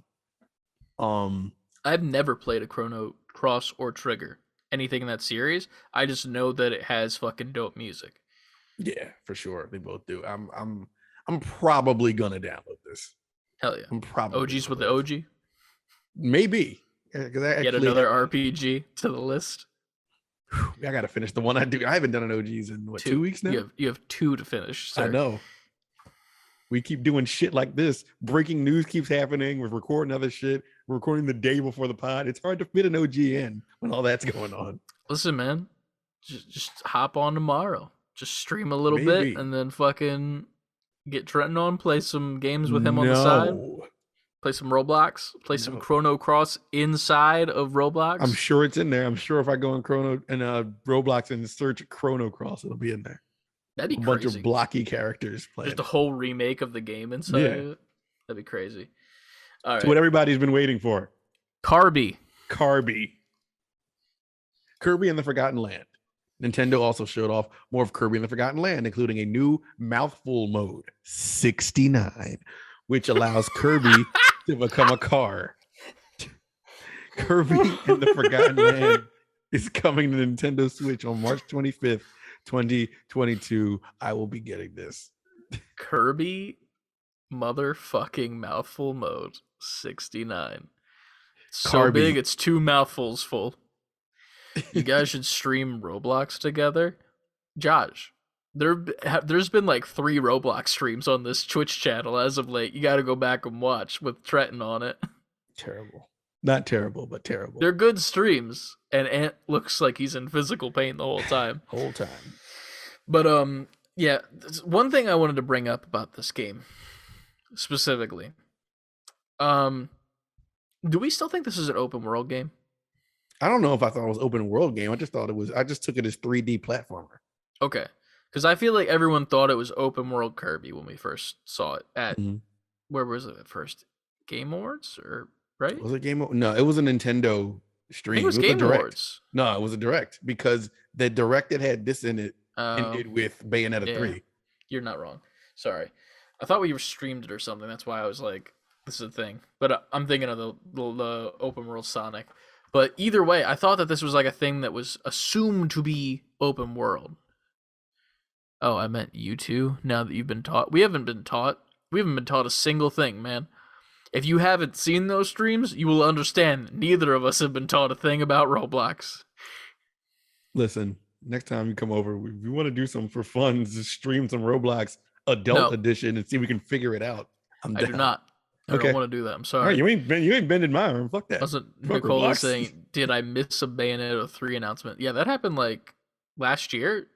Yeah, that was the last direct before this one. Because Nintendo's been pretty quiet all the way through the awards and everything. So it was like the fall, early winter. Yeah, it's been a while since they showed gameplay too. Yep. Yeah, but so it definitely it looks like Kirby Odyssey. Yeah. On more ways than one to me. I feel like this whole like and everything. The big mouth mode is literally throwing Cappy onto things and then becoming those things. It's just a different way of doing it. Mm-hmm. Because in theory, Kirby's not eating these things, he's just going around them. Like he's not the car, he's going around the car. He's not the cone, he's on top of a cone. Like, you know, like when I will say, when I was watching this trailer and he sucked up the car, I was just like, what? yeah. Why? They made a big deal about him sucking water too, and I was like, why is that like such a thing? Like, why are you proud that Kirby can hydrate? You know? And he's not even hydrating in theory because he's then spitting it back out. It was almost like I'm watching it like, no, Kirby, that's too much. He's like, when he had the car, I'm like, is he going to spit the car out? And like, no, he's fully the car. eating the car. Carby. Yeah. Carby's Dreamland. The boss battles look pretty slick though. It kind of reminds me of like a Dark Souls boss battle a little bit. Not even gonna lie. Man. That's even worse than it being open world. A Kirby Dark Souls game. Episode 69 would be the one where Kirby's sucking and swallowing his disgust. Listen, man. But it launches March 25th. So, relatively soon. Yep. Like, a little bit more than a month now. So, actually 2 months, right? No. I don't know how time works. It's next month. Yeah. Next up. 2 weeks. Sport Ball 69. MLB The Show. Wait, coming to Switch. That's not on my list anywhere. Yeah. That was the next thing after Kirby. Yeah, it's literally just website I'm on. It's just adding that to the Switch. I mean, amazing. MLB The Show is one of the better baseball games, if not the best of the baseball games. What series. other baseball game is there? I mean, there used to be like 2 to 3 different kinds of like each sport out. Yeah, now it's like, but right now this is it. Yeah, 100%. After that, Kingdom Hearts, the Cloud Edition or whatever the fuck it's called. Yeah, for the Switch. But it's pretty much every single collection inside of a collection. Yep. So all games from the Kingdom Hearts series, which I assume is over now, right? I don't know if 3 ends it. I don't know. I'm not going to go find out. If you haven't yet, go over to G4's YouTube channel, #ads, SB4Q4G4, and check out their review of Kingdom Hearts 3 because it's fucking hilarious. I'm going to watch it after we're done here. It's great. It's literally just Adam the whole time looking like he wants to die. And then like 3 of their workers there, they're just like, yeah, we love Kingdom Hearts. And they even do the bit a couple times where like, explain Kingdom Hearts to me. And they're like, Thank you. And they're like the real fans of it or whatever. But yeah, man, it's a time. It is a time. What is this next shit? It's something. I don't know because I don't know what's next on your list anymore because our lists were the same. Klonoa. Oh, fam. I used to love this game on PlayStation 1. I think I rented it. This is one of those things I've rented multiple times, which was weird because like, why didn't I just at that point I should have just like I already paid for it. Should have just bought the game. I'm excited for this only because it's just nostalgia for me.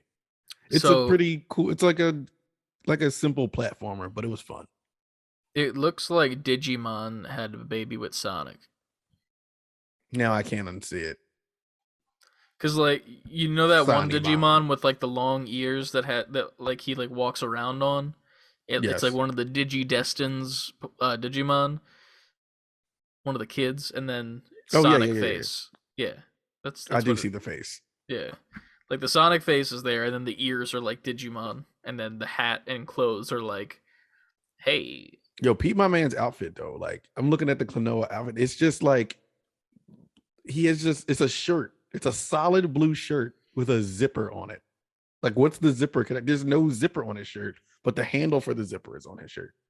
And then his little shorter sidekick, he just has on pants with a green belt, but he also has another belt, but it's hanging from like his shoulders. I feel like we're looking at a different thing. I don't know how to show you what I'm looking at. Because, like, the part that I was just at, he had pants on. Or whatever Klonoa is. He had, like, pants on and, like, a fucking, like, a chain around his neck. Like a choker. I'm about to I can't see it, just so you know, even if you send me it, because Oh, I right, gotta well, keep that fuck it. We'll talk about that stationary. later. It's all good. Moving on. Portal Companion Collection. Portal on the Switch. Fucking good. Now, will I buy this? No. Hear me out. Portal on the Switch would be pretty cool, but given that the Steam Deck is coming out, I think fuck that. I'd rather play Portal on the Steam Deck. I own it on Steam. That's a good point. I was thinking about maybe I buy this, but like, because I said I wouldn't, but yeah, I own it on Steam. Well, I'm mad that there's not a Portal 3. Yeah, I feel like that should have been a thing by now. Like, Portal 2 kind of wraps things up. It very much does, but also they could make a 3. Mm-hmm. They could make more puzzles. Do it. In my opinion, what Portal 3 should have been, because in Portal 2 they did the genius thing where they had the main story, and then they also had the co-op mode. And the main story was like its own character that was the character from the first one. And then in the co-op mode, you played as 2 completely different characters that were like worker testers in the actual like facility. Right. Which is awesome. We should have kept going with those 2. Or like another droid, or like another human, or something like that. Or like I forget what the woman's name is from the game. She has to come back for some reason. Like there's something she needs to come back for, or something's going on. And like just give us more puzzles. Or make like a Mario Maker Portal game. Like create your own Portal stages? Yeah. Like create your own puzzles. I mean, it would definitely be a little bit different from Mario Maker, obviously, because Mario Maker is specifically like it makes sense.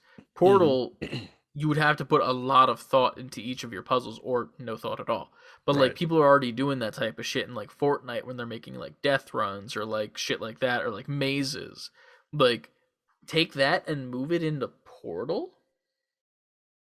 Give people their own options to make Portal games. Put it on like an online sharing. Listen, man, I have a feeling. Give me money. That too. That when Steam Deck comes out, Steam is gonna start back making like a bunch of software, funding stuff and shit. Yeah. I feel you. So we never know. So this next up on the list, Live Alive. RPG. I think it was only in Japan. Now coming here, HD 2D remake. Looks right up my alley for those old school RPGs. Never played it. Always heard the name. Trailer looks great. So definitely. I don't understand what this game is, because there's just so much to it in the trailer. Like it's literally like, hey, everything. Like every time. Like, to be completely honest with you, never played it, so it does look like that. But the art style, like, well, I'm sold on the art style, so I'll try it out. Same. Like I very much like this. It's ironic because we talked about it on the Patreon podcast, which you can go to Save Before Quitting's Patreon by patreon.com/save_before_quitting, and hear that on Monday or Tuesday, whichever one we decide. Probably maybe Monday. I don't know. Start the week with it. Yeah, fucking start the week with some bullshit. Start the week with us, end the week with us. Exactly. 69. Fucking hell yeah. But it reminds me of Dragon Ball Z, the Game Boy games, kind of. The Legacy games and the Boo game. Like the actual movement and stuff, and like the animation of like the scene with the cowboy and the parallaxing in the background really reminded me of it. The combat, it looks like it's turn-based, right? I'm assuming so. Like I'm watching it now, and it feels like some of this game, it might be both. Like some of it might be just action, like you can just go and do your thing, and some parts are turn-based. But I like it. I think it looks cool. I would like to pick it up, but also it looks like a game that I'm gonna have to put in way too much time for. So we'll see. This would for me would be one of those, like another couch game where like when I find time, I'm just sitting doing nothing, I'll just turn it on, play a couple hours, turn it off. Yeah, 100%. Next up, big news. Yeah. Big news. We got a comeback of a series that died off back in the day. The Wii Sports is back. series. Yeah, Wii Sports, but in the form of Nintendo Switch Sports. Taking a couple games from Wii Sports itself, like bowling, and what's another one from Wii Sports specifically that's in it? There's 6 games fucking currently. tennis. Tennis, that's what. Well, no, it's not tennis. It's badminton. Because there's a shuttlecock. 69. 69. There it is. But pretty much you got 6 sports in this, and it says that they're planning to add more because they talked about that at the end. You gotta bring boxing back. I didn't like boxing. Boxing because was that fun. One motherfucker. Because you didn't need. Oh yeah, we all know that guy. That one motherfucking me, dude. Ballhead dude. Yes. Mustache or beard, or whatever it was. It was like a goatee. He had a goatee. Yeah. Yeah, that motherfucker was ruthless. But yeah, they got bowling. They do have tennis. I was wrong. Sorry. They do have tennis and badminton, which is the same thing but just smaller for some reason. Chambara, which is one from Wii Sports Resort, where you would knock each other off the platform with a sword. Mm-hmm. And then volleyball as well, and soccer. The soccer looks. It's funny to me because I said it in our Discord. I was like, it looks like human Rocket League, which Rocket League is soccer, yes. But this looks like if you took Rocket League and then just put people in it, if that makes sense. Wouldn't that all? Well, no. Because it's like huge ball, huge goal. Kind of looks like there's power ups and different ways to hit the ball, and that's different than a regular soccer game. So isn't that Mario Strikers? Yes, but Rocket League is better. You never played Mario Strikers. Not that I'm disagreeing, because it probably is better. Rocket League is better. But yeah, man, it looks okay. I mean, I assume we'll end up getting this and play it for the channel because yes, we're gonna make a fool of ourselves. Hell yeah. But they did say that they're planning on adding future sports in the future. Which was the first one that they said? Trying to get past the part where they played a game and almost got spanked by AI. Keep skipping. Let's go. I don't want to see these fucking men playing this game. That was the saddest demonstration I've ever seen.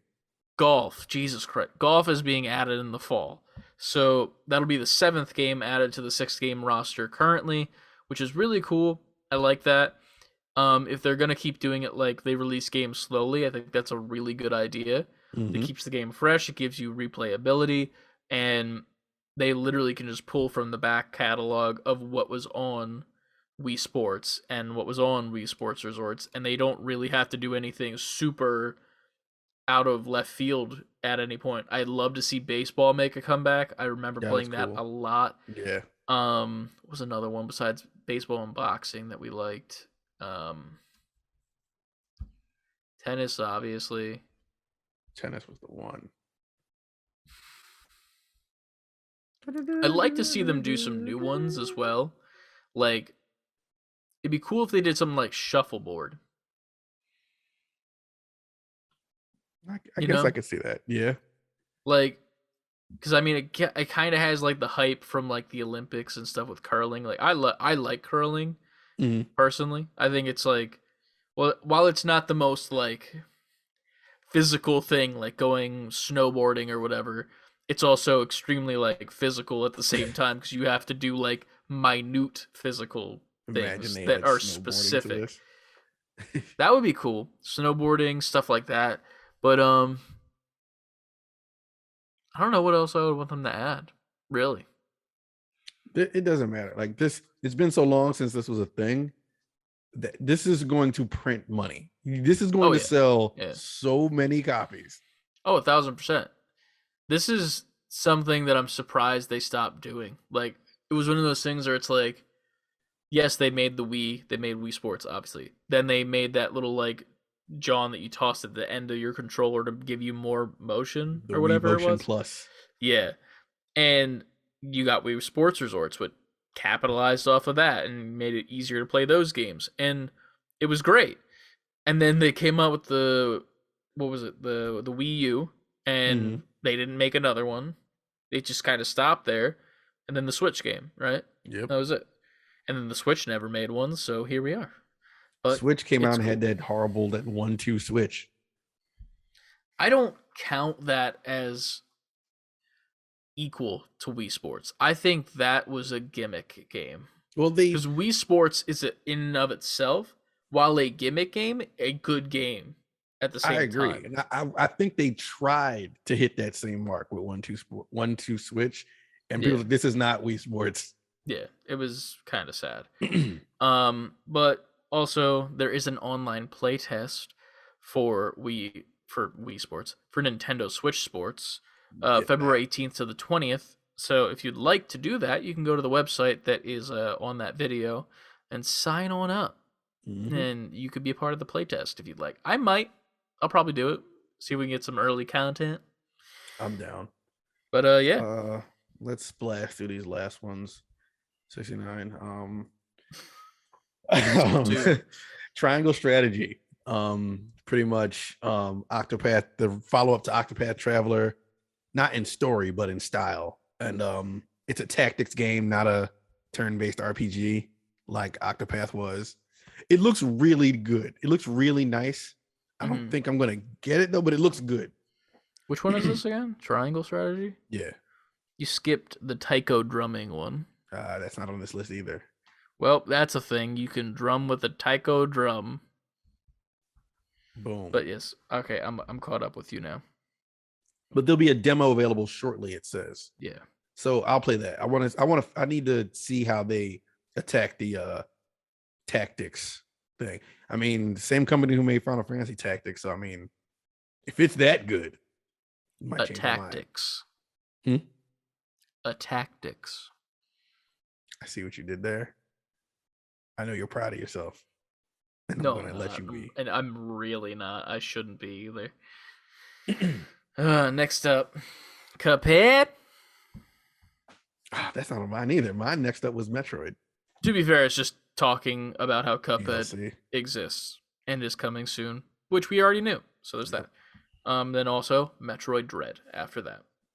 A couple free updates are coming for Metroid Dread, adding new Rookie and Dread difficulty options, as well as a boss rush. I don't need that game to be any harder. The fact that they had to add a Rookie mode lets you know something. That lets you know.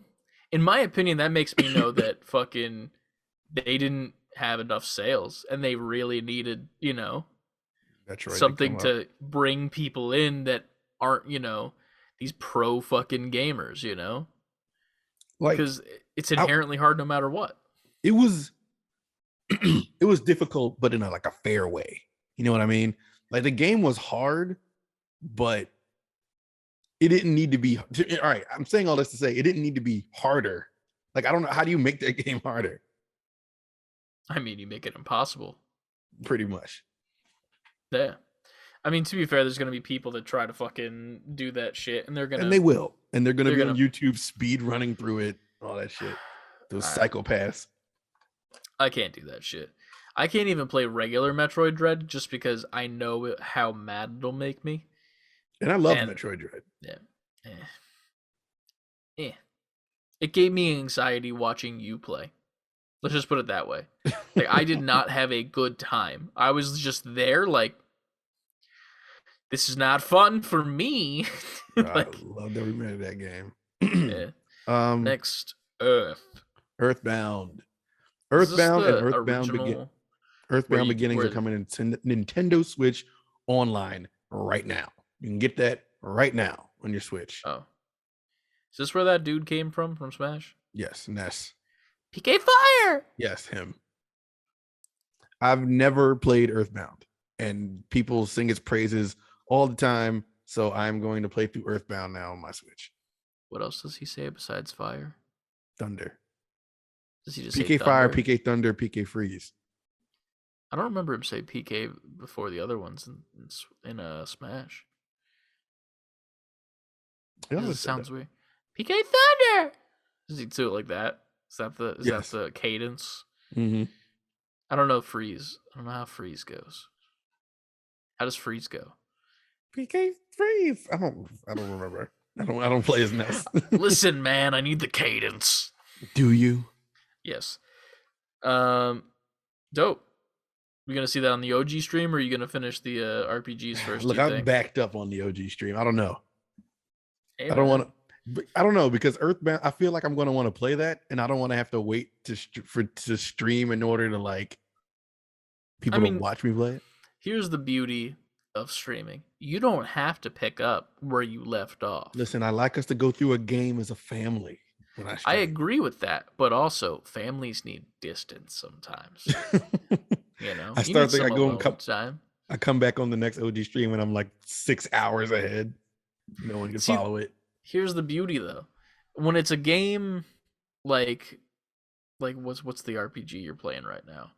Mario RPG? No, the other one. Sorry. Flynn. I feel like Flynn, let's say that you play that off stream because you just want to fucking play. Because you know, you want to play. You could come back and be like, here's what happened while we were away. I played this and this is what happened. It's a one sentence, here's what's happened. And then that one sentence clears everything up for the stream. Dissolves me of my sins. In that meantime, you're having fun, you know? Like, you don't have to worry, you know? Because you're just like, I had fun. And that's all that matters. That's all that matters. That's all that matters. But, yeah. What was after Earthbound? Mario Kart. Yo, that's some bullshit. Mario Kart 8 Deluxe is getting DLC. Tilted the Booster Course Pass. Oh, titled. I said tilted. I need to go to bed. Titled the Booster Course Pass. It includes tracks from across the history of the Mario Kart franchise, which are being remastered and released as paid content later in 2022. There'll be a total of 48 new courses added in waves of 8 at a time. The Booster Course Pass will also be included with the Nintendo Switch Online Plus expansion pack.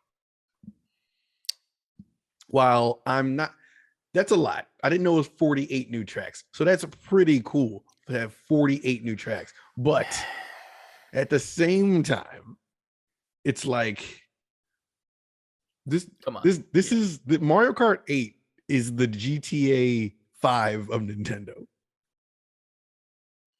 Yeah. I don't think we get a a Mario Kart 9 for a while now because of this. Now, you took the words out of my mouth. I feel like I thought 9 was coming. They said it was in production. Yeah. But with this coming out, we don't This was in production. They're liars. And they said it's coming in waves of 8 at a time for 48 new tracks. So that's 6 waves of new tracks coming out. They're going to let that's just going to go to the middle of next year. Literally. When that came on, it was so funny to me because I was just like, this game has been out for so goddamn long. And now you're releasing DLC for it. Not only that you're releasing DLC, it's paid DLC. Yes, there's the whole like Nintendo Online, you get it for free with the whatever. Digress. Mm-hmm.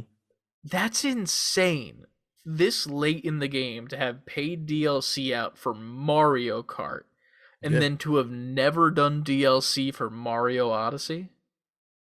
That's still wild to me. That's the only reason I'm so sure they're making Mario Odyssey 2. Because how do you not release DLC for it? Now, but here's the thing though. Are they? Or are they making DLC for Mario Odyssey? Yo. Now, what's the thing that's going to happen first? Are they going to come out with like a trailer that's like Mario Odyssey 2? Are they just going to come out straight and be like, hey, here's an additional 16 hours of gameplay DLC for Mario Odyssey? Because they can do that now, because they've done it already. The only thing they added to Mario Odyssey was that Luigi mode, where you have to find the balloon or some shit. I didn't finish it. So. But I got to the city, which is pretty much finishing the game.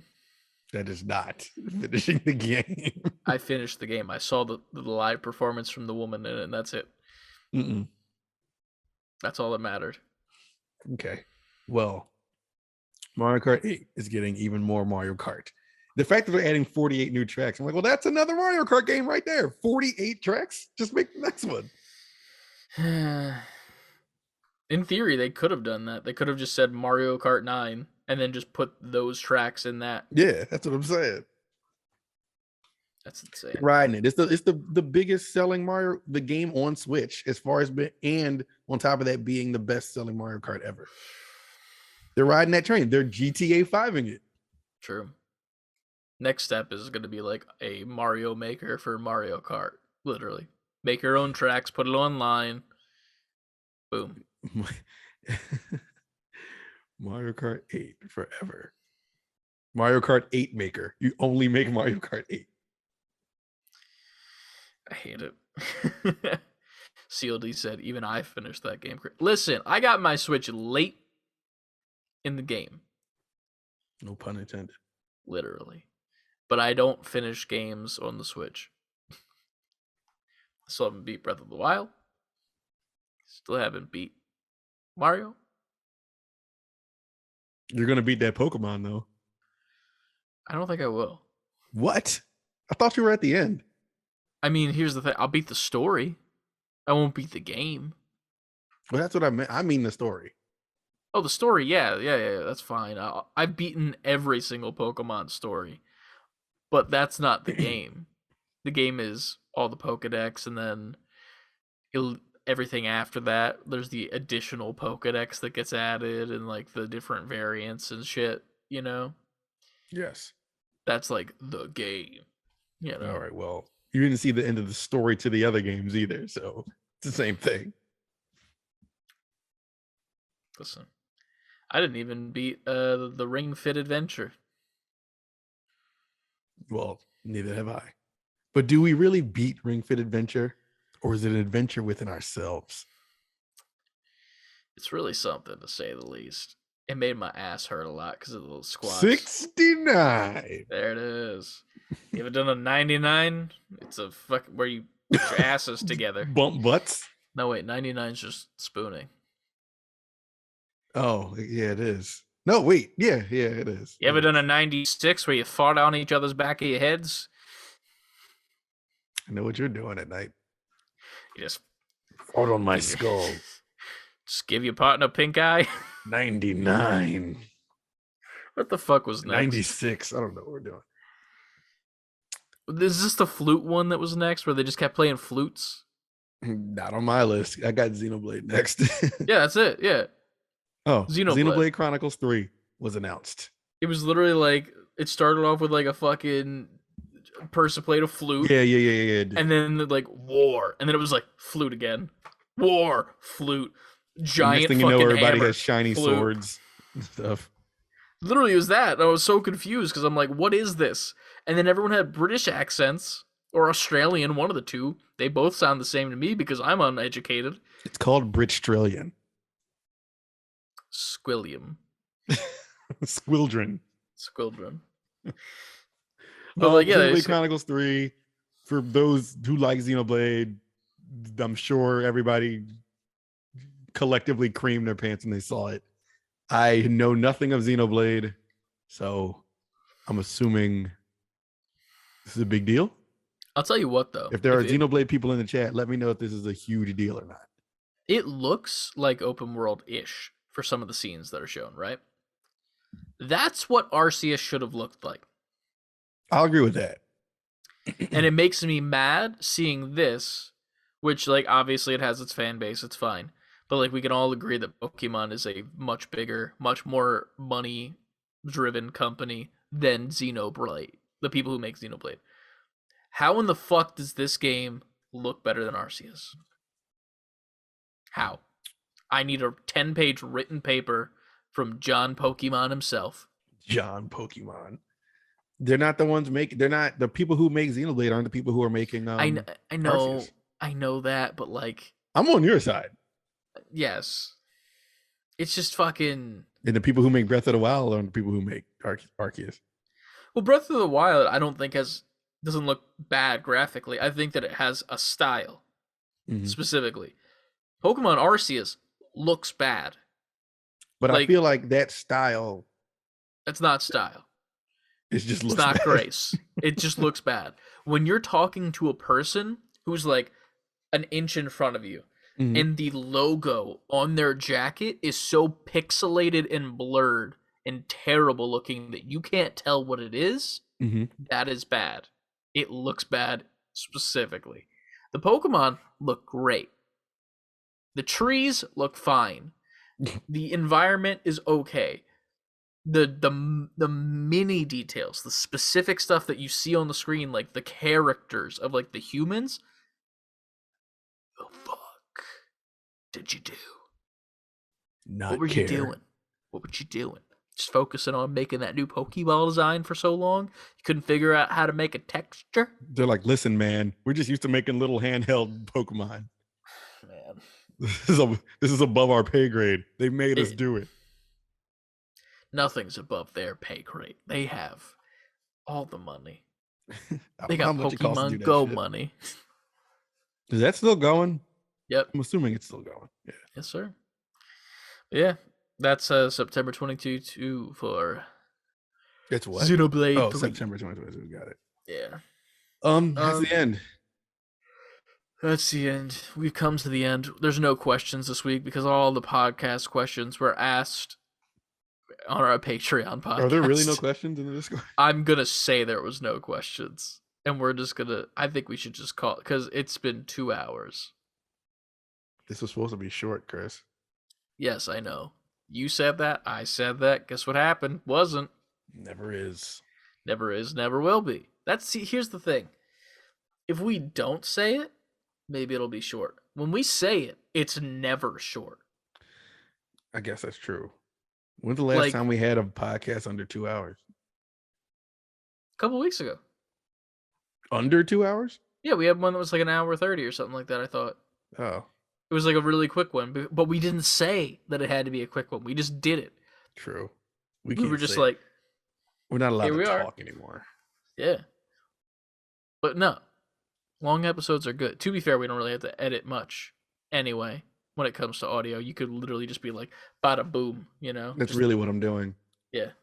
GG. Behind the scenes. Wait, you're editing while we're still recording? No, I'm not. I can't edit. We're still recording. That's why I was confused. I thought you were saying I'm doing it right now. But we need to do that. We need to get this podcast uploaded so that all the audio amigos that didn't make it this far into the night, specifically Lucas, who is probably in bed already because old man. Yeah. Just wait till he gets to this part in the podcast tomorrow, and then he fucking attacks us in Discord. Just wait. It's going to be funny because he's going to hear that, pause it, then go to Discord to bitch at us, then play again. And then what's happening is he's going to hear this part where I'm calling out exactly what he's doing. And then he's going to be like, bitch, I'm not going to do that. And then he's going to do it anyway. Lucas is in bed. And he's been doing a 96 since 9:06. How you doing? Oh, God. Nicole said, I think he's playing Ghost of Tsushima. Maybe. I'm not sure how far he's into that game anymore, if I'm being honest, because, you know, it's been, a while since I've talked to him. He might be Friday. What's going on Friday? I don't know. I don't talk to him. He doesn't talk to me anymore, man. Damn, Lucas. Yeah. This is the shit on Lucas. I don't want to be that guy because we've definitely been messaging like on the side of like, hey, how's life in this new world you're a part of? A brand new world. You know what? So we're at a safe point in the podcast. This is a safe space. This is the safe space where the Abysmalites probably won't get this far, who are abysmal. And it's also at the point where it doesn't really matter if I say anything. But it's really funny what happened when Lucas left. Because we normally have like a dinner, not a dinner. We normally have like a lunch or something. A din-din? Like a nice little lunch at work that's paid for by the company is like a, hey, thanks for what you did. Eat Goodbye. your morale meal. Pretty much. Like one of our coworkers left and it was like, here's a... I think it was like a air fryer for your apartment that you're moving to. Another coworker left, was moving to Philly. Here's groceries for your new apartment. Nice. Lucas left. Nothing. Because then we had that snow day on Friday where it was supposed to ice over and it didn't. Right. So then nothing happened. Now this week, tomorrow, for no reason, we're getting free lunch. Paid for by the company. I don't know why. Part of me thought you were like paid for by Lucas. We stole his money in his desk, but no. It's funny because I've been messaging him about it, and he's like, enjoy my lunch tomorrow. And I'm like, oh man, now I feel bad, but listen, hey, man, he wins in the end. He does win in the end, and that's great. And I'm hoping he's doing great at the new place, and we wish you very much luck, Lucas, in this new endeavor. But yeah, man, very much appreciate you all for listening. We do tonight. Y'all could have been anywhere in the world, but y'all were here with us. Yes. And we appreciate that. Appreciate everyone who stuck by. We had everybody in the chat tonight. We had Lucas at the early beginnings. We had Nicole. We had Frankie. We had CLD and Robbie as well. If you are new to this podcast, head on over. And Josh, fuck yeah, my bad, Josh, if you're still here. But if you're new here, definitely drop a follow over on Twitch. We are like 6 followers away from affiliate, and we've been there since like last year. Yeah, too long. So, like, if you have a friend, tell that friend to tell a friend to tell a friend to tell a friend to follow us on Twitch, so we can get that affiliate status. Then we'll get the sub button. We can do emotes and stuff. Sub button. Hell yeah! Y'all can support us via Prime. But yeah. So definitely check us out over on Twitch at savebeforequitting. Do it. Wait, I see someone in Twitch chat talking, but they're not in my actual chat. Jen Lee. I don't see it in the chat that I see, but I can see it on the screen. Sorry, Jen. One moment.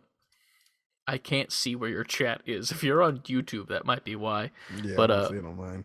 It might be over on YouTube. Sorry, Jen, but we're over on the Twitch, so I can't see the YouTube chat. It's on the screen, though.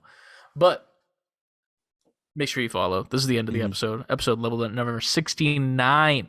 Nice. Audio version coming out tomorrow on all your platforms. And then Friday, video version. And then keep an eye out for a video gameplay of Sifu coming very, very soon. Our first reactions and thoughts on it. And then also, we'll be playing Micromaniacs Racing as well.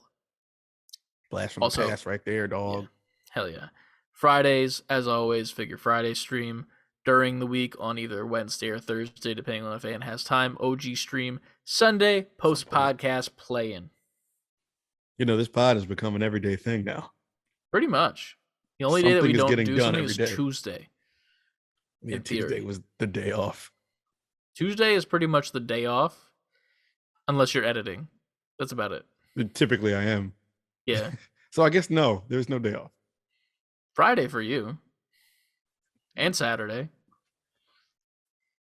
So when's your day off? Saturday? My day off is every day after we record. Because I have to wait for the podcast to be edited. True. Yeah, because I'm working on this pod Sunday, Monday, Tuesday, Wednesday. Yeah. It's a time. But yeah, definitely shoot us a follow on all social media, Twitter, Instagram, TikTok, Twitch, and over on YouTube. Save the letter B, the number 4, quitting. And go over to the website, savebeforequitting, fully spelled out.com to see the Twitch stream, to check out the merchandise, and some modeling some right now. Nerdy Gamer People, become a part of the Nerdy Gamer People army. Join up on our Discord, join in on the conversation, have a good time, and also check us out on Patreon. It's patreon.com/save the letter B, the number 4 quitting, where you can get different podcasts every single. You get 2 podcasts a week extra, exclusively on podcast. On Patreon, fuck, it's late. Jesus Christ. I have to work still tonight. Me too. Yeah. It's time. It's going to be a long night. It's going to be a really long night. We do it for you guys. We got 3 tiers on Patreon for you guys to choose from if you want to support us with a little bit of the moolah. Other than that, tell a friend, leave a review, like, comment, subscribe, all the things that Trenton says to do. And as always, save before quitting. You went into it so smoothly that I wasn't ready. Hey man, That's what we do here.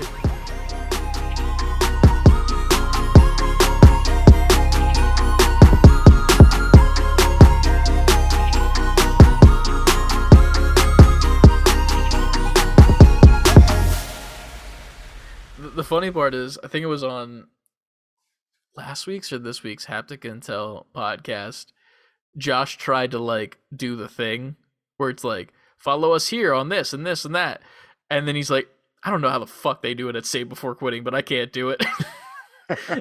I'm just in the chat like, hey man, you just gotta 69 it to death, you know? Just 69 and then you're good to go. There you go. 69 and you're good to go. That's what you say after every 69. Save Before Quitting podcast, level 69, and you're good to go. Titled the episode.